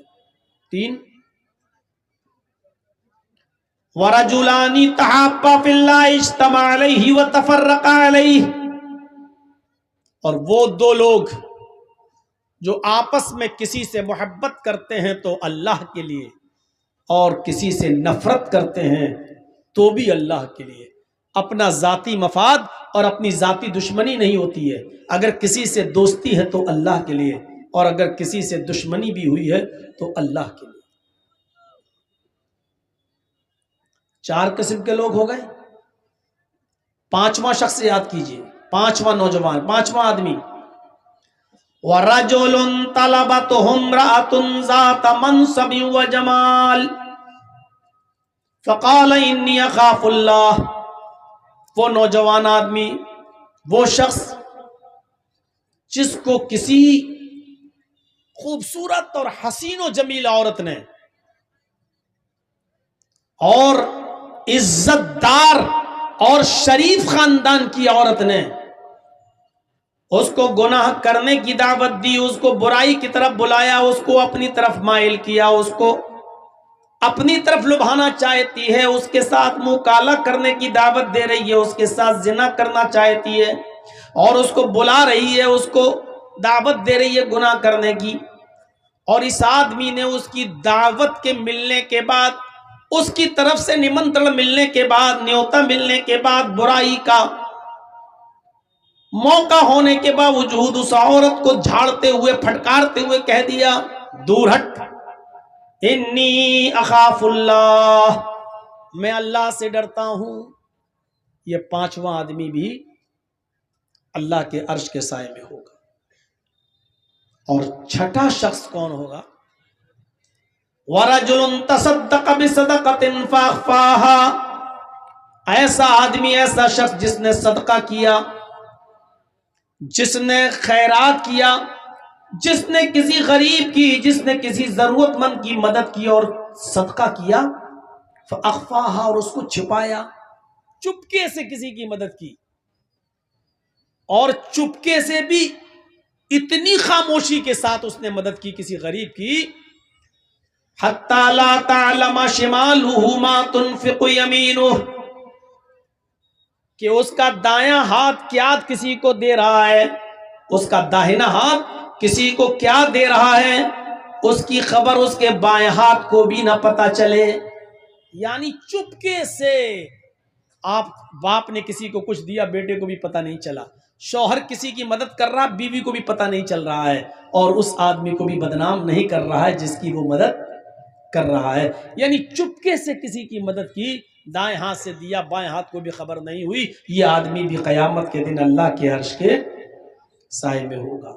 اور آخری شخص، 6 ہو گئے، لاسٹ، وَرَجُلٌ ذَكَرَ اللَّهَ خَالِيًا فَفَاضَتْ عَيْنَاهُ، وہ 7واں آدمی بھی اللہ کے عرش کے سائے میں ہوگا، جس نے اللہ کو اکیلے میں یاد کیا، جس نے اللہ کو تنہائی میں یاد کیا، جس نے اللہ کا ذکر تنہائی میں کیا، جس نے اللہ کو تنہائی میں یاد کیا، اکیلے میں، رات کی تاریکی میں، رات کے اندھیرے میں پوری دنیا سو رہی ہے، اس کی بیوی سو رہی ہے، اس کے بچے سو رہے ہیں سب، اور وہ اٹھا، وضو بنایا اور گھر کے ایک کونے میں رو رہا ہے، اللہ کو یاد کر رہا ہے، اللہ کے عذاب کو سوچ سوچ کر، عذاب قبر کا تصور کر کر کے، جہنم کے بارے میں سوچ سوچ کر، میدان محشر کی جاسوس تپش کے بارے میں سوچ سوچ کر اللہ کا ذکر کر رہا ہے اور اللہ کو یاد کرتے ہوئے رو رہا ہے۔ اس کے آنکھوں سے آنسو بہہ پڑے، ففاضت عیناہ، اللہ کے عذاب کا تصور کرتے ہوئے، اللہ کا ذکر کرتے ہوئے اس کی آنکھوں سے آنسو بہہ پڑے اور رو دیا۔ تو ایسا اللہ کا ذکر کر کے جس کی آنکھوں کے آنسو گر پڑے، زمین کے اوپر ٹپکنے لگے، رونے لگا، ایسا آدمی بھی اللہ کے عرش کے سائے میں ہوگا۔ یہ 7 قسم کے لوگ۔ ان میں پہلا شخص اٹھائیے. اب کتنی غور سے سن رہے ہیں آپ. کسی کو کھڑا کر کے پوچھیں کہ میں نے 7 لوگ بتائے ہیں کون کون ہیں. ابھی بتائے نا. اگر کسی کو کھڑا کر کے پوچھوں تو ابھی 4 آدمی بھی نہیں گنا پائے گا. پہلا شخص الامام العادل، عدل و انصاف کرنے والا امیر، حاکم وقت. اور یاد رکھیے سب حاکم ہیں. حاکم صرف وہی نہیں ہے جو حکومت چلا رہا ہے. آپ بھی اپنے گھر کے حاکم ہیں. اللہ تعالیٰ نے مرد کو عورت کا حاکم بنایا ہے. الرجال قوامون علی النساء، مرد عورتوں پر حاکم ہے. باپ اپنی اولاد پر حاکم ہے. بھئی آپ باپ ہیں، 4 بیٹے 2 بیٹیاں 3 بیٹیاں ہیں نا آپ کی، آپ ان کے حاکم ہیں. اب آپ انصاف کرتے ہیں یا نہیں کرتے؟ اپنی بیوی کے ساتھ، اپنے بچوں کے ساتھ. معاف کیجئے گا، اگر آپ نے اپنی اولاد کے ساتھ انصاف نہیں کیا تو اللہ کے عرش کا سایہ نہیں ملے گا. بنیاد ہی گر رہی ہے. جنت جہنم بات کی بات ہے، بنیاد ہی میں فیل ہو رہے ہیں. حضرت نعمان ابن بشیر رضی اللہ تعالیٰ عنہ فرماتے ہیں کہ ایک بار مجھے میرے باپ، میرے والد اللہ کے نبی جناب محمد رسول اللہ صلی اللہ علیہ وسلم کی خدمت میں لے گئے. اللہ کے نبی صلی اللہ علیہ وسلم کے پاس لے گئے. کون؟ نعمان ابن بشیر کے باپ. نعمان ابن بشیر فرماتے ہیں کہ مجھے میرے باپ ہاتھ پکڑ کر لے کر گئے اور اللہ کے نبی صلی اللہ علیہ وسلم کی خدمت میں پہنچے اور اللہ کے نبی محمد رسول اللہ صلی اللہ علیہ وسلم سے فرمانے لگے، اے اللہ کے نبی، ھذا ابنی، یہ میرا بیٹا ہے. اے اللہ کے نبی، یہ میرا بیٹا ہے. میرے پاس ایک غلام ہے جو میرا غلام ہے، وہ غلام میں اپنے بیٹے کو گفٹ کر رہا ہوں، وہ غلام میں اپنے بیٹے کو دے رہا ہوں. وہ غلام آج کے بعد میرے بیٹے کا ہوگا. اے اللہ کے نبی صلی اللہ علیہ وسلم، آپ گواہ بن جائیے کہ میں اپنے بیٹے کو غلام دے رہا ہوں. بعد میں اگر کوئی جھگڑا ہو، کوئی اس پر دعویٰ ٹھوکے تو آپ گواہی دے دیجئے گا کہ نہیں، میرے سامنے نعمان ابن بشیر کے باپ نے اپنا غلام اپنے بیٹے کو دیا تھا. نبی اکرم صلی اللہ علیہ وسلم نے نعمان ابن بشیر کے باپ سے پوچھا، کیا تمہارے اور بھی بچے ہیں، اور بھی بیٹے ہیں؟ انہوں نے جواب دیا کہ ہاں، ہماری اور بھی اولادیں ہیں، ہمارے اور بھی بیٹے ہیں. فرمایا، کیا تم ان کو بھی ایک ایک غلام دے رہے ہو؟ کیا تم ان کو بھی ایک ایک غلام دے رہے ہو؟ نعمان ابن بشیر کے باپ نے فرمایا، نہیں، میں صرف اپنے اسی ایک بیٹے کو، ایک غلام ہے وہ میں اس کو ہبہ کر رہا ہوں، وہ میں اس کو دے رہا ہوں. اللہ کے نبی جناب محمد رسول اللہ صلی اللہ علیہ وسلم فرماتے ہیں، پھر اپنے اس بچے سے بھی وہ غلام لے لو. اگر دینا ہے تو سارے بیٹوں کو ایک ایک غلام دو، اور اگر نہیں دینا ہے تو اس بچے سے بھی لے لو. میں بےایمانی کے سودے پر گواہ نہیں بنتا. مجھے گواہ بنانا ہے تو ایمانداری کے ساتھ گواہ بناؤ. سب کو ایک ایک غلام دو، اور اگر ایک ایک غلام سب کے لیے نہیں ہے تو اپنے بیٹے سے بھی وہ غلام لے لو. نعمان ابن بشیر کو بھی مت دو. یہ عدل ہونا چاہیے باپ کا. کتنے لوگ ہیں آپ باپ ہوں گے، 4 بچوں کے، 5 بچوں کے، 6. غور کریں، زمین و جائیداد کا بٹوارا غور کریں. کیا آپ نے وصیت کی؟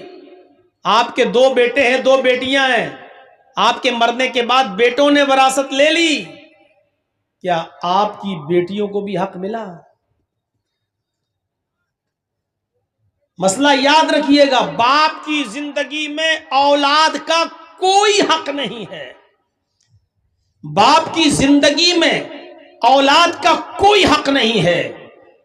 اگر وہ اپنی زندگی میں بٹوارا کرتا ہے کوئی باپ تو جتنا بیٹے کو دے گا اتنا ہی بیٹی کو بھی دے گا، جتنا بیٹے کو دے گا اتنا بیٹی کو بھی دے گا۔ ہاں اگر باپ نے زندگی میں بٹوارا نہیں کیا تو باپ کی وراثت باپ کے انتقال کے بعد جب تقسیم ہوگی تو جتنا بیٹے کو ملے گا اس سے آدھا بیٹی کا بھی حق بنے گا، لیکن وراثت مرنے کے بعد تقسیم ہوگی تب۔ لیکن آپ نے وصیت کی کہ میرے انتقال کے بعد میرے بیٹوں کا جتنا بنے بیٹوں کو دینا، میری بیٹی کا جتنا بنے ان بیٹیوں کو دینا، کیا آپ نے وصیت کی؟ اگر زمین و جائیداد کے بٹوارے میں امانت داری نہیں ہوئی، بیٹوں کے ساتھ بیٹیوں کو حق نہیں ملا، بہنوں کو حق نہیں دیا آپ نے، آپ کے مرنے کے بعد آپ کی بیوی کو حق نہیں ملا، تو یاد رکھیے قیامت کے دن عرش کا سایہ نصیب نہیں ہوگا۔ سایہ عرش کا ملے گا ہی اس شخص کو جو عدل و انصاف کر رہا ہوگا۔ ایک ذمہ دار شخص کے لیے ضروری ہے کہ وہ ذمہ داری کے ساتھ نبھائے اور عدل و انصاف کرنے کی وصیت کر جائے اپنی زندگی میں کہ میرے بچوں سنو، ایک عالم کو بلا لینا میرے انتقال کے بعد، اور وہ زمین و جائیداد کا بالکل صحیح بٹوارا کر دے، بیٹوں کا جتنا بنتا بیٹوں کو دے دے، بیوی کا جتنا بنتا وہ بیوی کو دے دے، بہنوں کا بیٹیوں کا جتنا بنتا وہ بیٹیوں کو دے دے، میرے مرنے کے بعد میری بہن کا جتنا بنتا وہ بہن کا حق دیا جائے۔ اگر آپ نے یہ عدل سے کام نہیں لیا تو یاد رکھیے گا، سبعۃ یظلھم اللہ فی ظلہ یوم لا ظل الا ظلہ، الامام العادل، قیامت کے دن جو 7 قسم کے لوگ اللہ کے عرش کے سائے میں ہوں گے ان میں ہم نہیں ہوں گے، کیونکہ ہم نے اپنی اولاد کے ساتھ عدل و انصاف کا معاملہ نہیں نبھایا۔ اگر آپ حاکم وقت ہیں تب تو اور زیادہ ذمہ داری بڑھ جاتی ہے کہ اپنی رعایا کے ساتھ اور عوام کے ساتھ اور پبلک کے ساتھ عدل کریں، ورنہ بہت بھیانک انجام ہوگا۔ اعوذ باللہ من الشیطان الرجیم،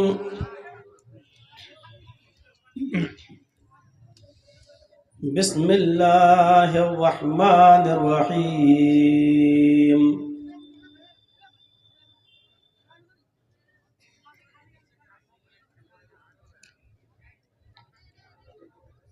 يا أيها الناس اتقوا ربكم إن زلزلة الساعة شيء عظيم يوم ترونها تذهل كل مرضعة عما أرضعت وتضع كل ذات حمل حملها وترى الناس سكارى وما هم بسكارى ولكن عذاب الله شديد۔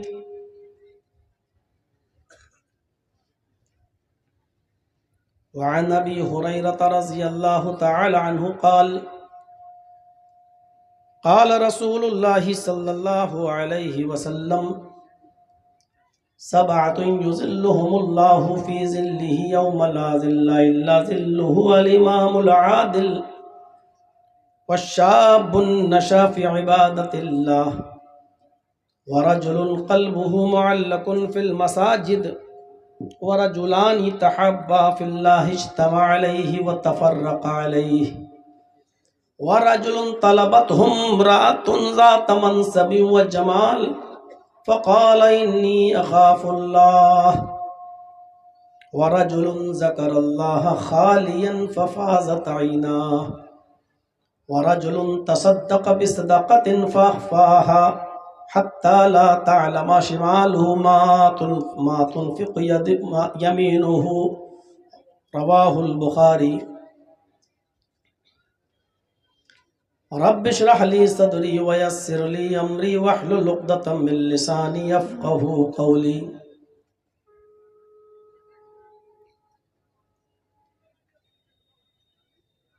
اسٹیج پر بیٹھے ہوئے معزز علاقے کے باوقار احباب، جیا جوری جھارکھنڈ اور اس کے اطراف و اکناف سے تشریف لائے ہوئے معزز سامعین حضرات، پردہ نشین اسلامی خواتین، ماں اور بہنوں، قوم و ملت کے لائق ور نوجوانوں، عزیز بچوں،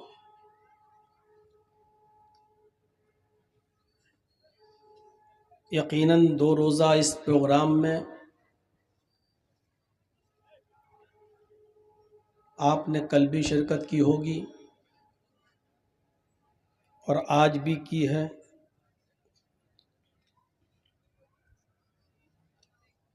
اور رات کے 1:30 بجے تک دل جمعی کے ساتھ بیٹھے رہنا، سنجیدگی کے ساتھ پروگرام کو سننا اور پروگرام کو کامیاب بنانے میں آپ نے جو سہیوگ، جو تعاون کیا ہے، اس کے ہم شکر گزار ہیں، اور امید رکھتے ہیں کہ انشاءاللہ اس وقت آپ جو خطاب سن رہے ہیں اس کو بھی سنجیدگی کے ساتھ خطاب سماعت فرمائیں گے، اور میں اللہ سے دعا کرتا ہوں کہ کل سے آج تک جتنے خطباء نے اور جتنے مقررین نے آپ کے سامنے خطاب کیا ہے، اللہ تعالی ہم کہنے والوں کو اور سننے والوں کو عمل کی پوری پوری توفیق عطا فرمائے۔ ہم اور آپ دھیرے دھیرے اور رفتہ رفتہ ایک ایسی دنیا کی طرف جا رہے ہیں جس دنیا سے ہم بے خبر ہیں، جو ہماری یہ موجودہ دنیا نہیں ہوگی، جس عالم کی طرف ہم دھیرے دھیرے رخت سفر باندھ رہے ہیں اس کو برزخ کہا جاتا ہے، جو ہماری موت کے بعد شروع ہوتا ہے۔ مرنے کے بعد ہماری برزخی زندگی شروع ہوگی، اور یہ زندگی قیامت تک رہے گی۔ اس زندگی کے بارے میں کسی کو کوئی علم نہیں ہے، وَلَٰكِن لَا تَشْعُرُونَ، کوئی نہیں جانتا اس کی کیفیت کیا ہوگی۔ اور پھر ہمیں قیامت کے دن ہماری قبروں سے اٹھایا جائے گا، وہ ہماری ایک تیسری زندگی شروع ہوگی جس کو اخروی زندگی کہا جاتا ہے، آخری زندگی، آخرت کی زندگی۔ تو پہلی زندگی یہ ہے جو ہم اور آپ جی رہے ہیں، پھر ایک زندگی وہ ہوگی جو مرنے کے بعد شروع ہوگی، اور وہ قیامت تک رہے گی۔ پھر قیامت کے بعد ہمیں ہماری اصلی باڈی اور شکل کے بعد میں ہماری روح کو ڈال کر ہمیں دوبارہ اٹھایا جائے گا۔ وہ قیامت کا دن ہوگا، وہ ہماری تیسری زندگی ہوگی، اور اسی کو اخروی اور آخرت کی زندگی کہا جاتا ہے، جس میں ہمیں حساب و کتاب دینا ہوگا، اور اچھے اعمال کی بنیاد پر یا برے اعمال کی بنیاد پر ہمارا فیصلہ ہوگا، جنت یا جہنم۔ اللہ رب العالمین ہم سب کو جہنم کے عذاب سے محفوظ فرمائے اور ہم سب کو جنت کا مستحق بنائے۔ وہ دن بڑا عجیب دن ہوگا، اور آج میں اپنی تقریر میں، اپنے خطاب میں، اس دن کے اندر جو قیامت کا دن کہلاتا ہے،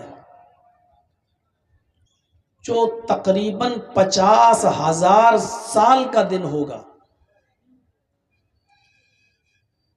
نفسا نفسی کا عالم ہوگا،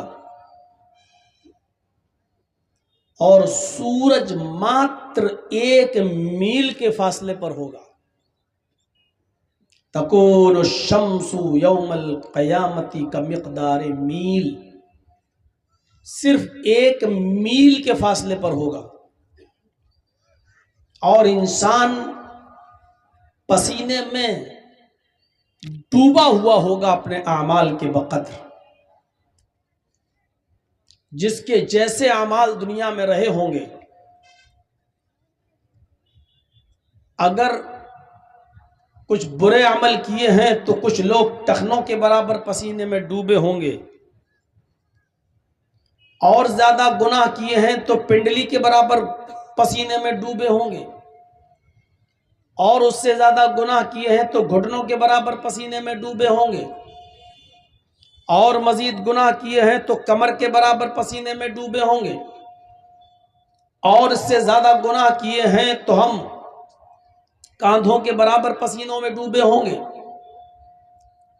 اور اس سے بھی زیادہ گناہ کیے ہیں تو بہت سے لوگ پسینے کے اندر ڈبکی لگا رہے ہوں گے اور گوتا لگا رہے. یہ ایسا دن ہوگا. حضرت عائشہ صدیقہ رضی اللہ تعالی عنہا نے پوچھا تھا اور کہا تھا ایک بار اللہ کے نبی صلی اللہ علیہ وسلم سے کہ اللہ کے رسول صلی اللہ علیہ وسلم، کیا قیامت کے دن کوئی رشتہ دار اپنے رشتہ دار کو یاد رکھے گا؟ شوہر اپنی بیوی کو یاد رکھے گا؟ باپ اپنے بیٹے کو یاد رکھے گا؟ ماں اپنی بیٹی کو یا بھائی اپنی بہن کو یاد رکھے گا؟ تو اللہ کے نبی صلی اللہ علیہ وسلم نے فرمایا، عند المیزان، جہاں ترازو رکھی جائے گی نیکیاں اور برائیاں تولنے کے لیے، جب نیکیاں اور برائیاں تولی جا رہی ہوں گی اس وقت کوئی کسی کو یاد نہیں کرے گا. ہر انسان کو اپنی فکر ہوگی کہ ہم نیکیوں میں بھاری ہیں یا نہیں، ہمارے اعمال کا پلڑا بھاری ہے یا نہیں، ہم جنتی ہیں یا نہیں. جب ترازو رکھی جائے گی، نیکیاں اور برائیاں تولی جائیں گی، تو اس وقت کوئی کسی کو یاد نہیں کرے گا. سب کو اپنی اپنی فکر ہوگی، اپنی اپنی ٹینشن ہوگی سب کو. ایک تو اس موقع پر کوئی کسی کو یاد نہیں کرے گا، اور پھر اللہ کے نبی صلی اللہ علیہ وسلم فرماتے ہیں پل صراط پر کوئی کسی کو یاد نہیں کرے گا. کسی کو کسی کی فکر نہیں ہوگی، کیونکہ پل صراط جہنم کے اوپر ہوگا، اور ہر شخص کو پل صراط کے اوپر سے گزرنا ہوگا. اگر دنیا میں اچھے اعمال نہیں کیے تو اس کا ہاتھ چھوٹ جائے گا اور وہ سیدھے جہنم میں گر جائے گا. اور جس کے اچھے اعمال رہے ہوں گے وہ پلک جھپکتے ہی اس پل صراط کو پار کر جائے گا. تو جس وقت پل صراط پر انسان کو گزارا جائے گا اس وقت کوئی کسی کو یاد نہیں کرے گا. ہر شخص یہ چاہے گا کہ میں آسانی کے ساتھ پل صراط سے گزر جاؤں.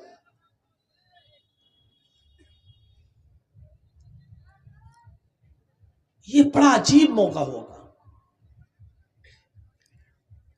اور اس قیامت کے دن، ابھی جنت اور جہنم کا معاملہ چھوڑ دیجئے، ابھی حساب و کتاب کی بات چھوڑ دیجئے، ابھی قیامت کے دن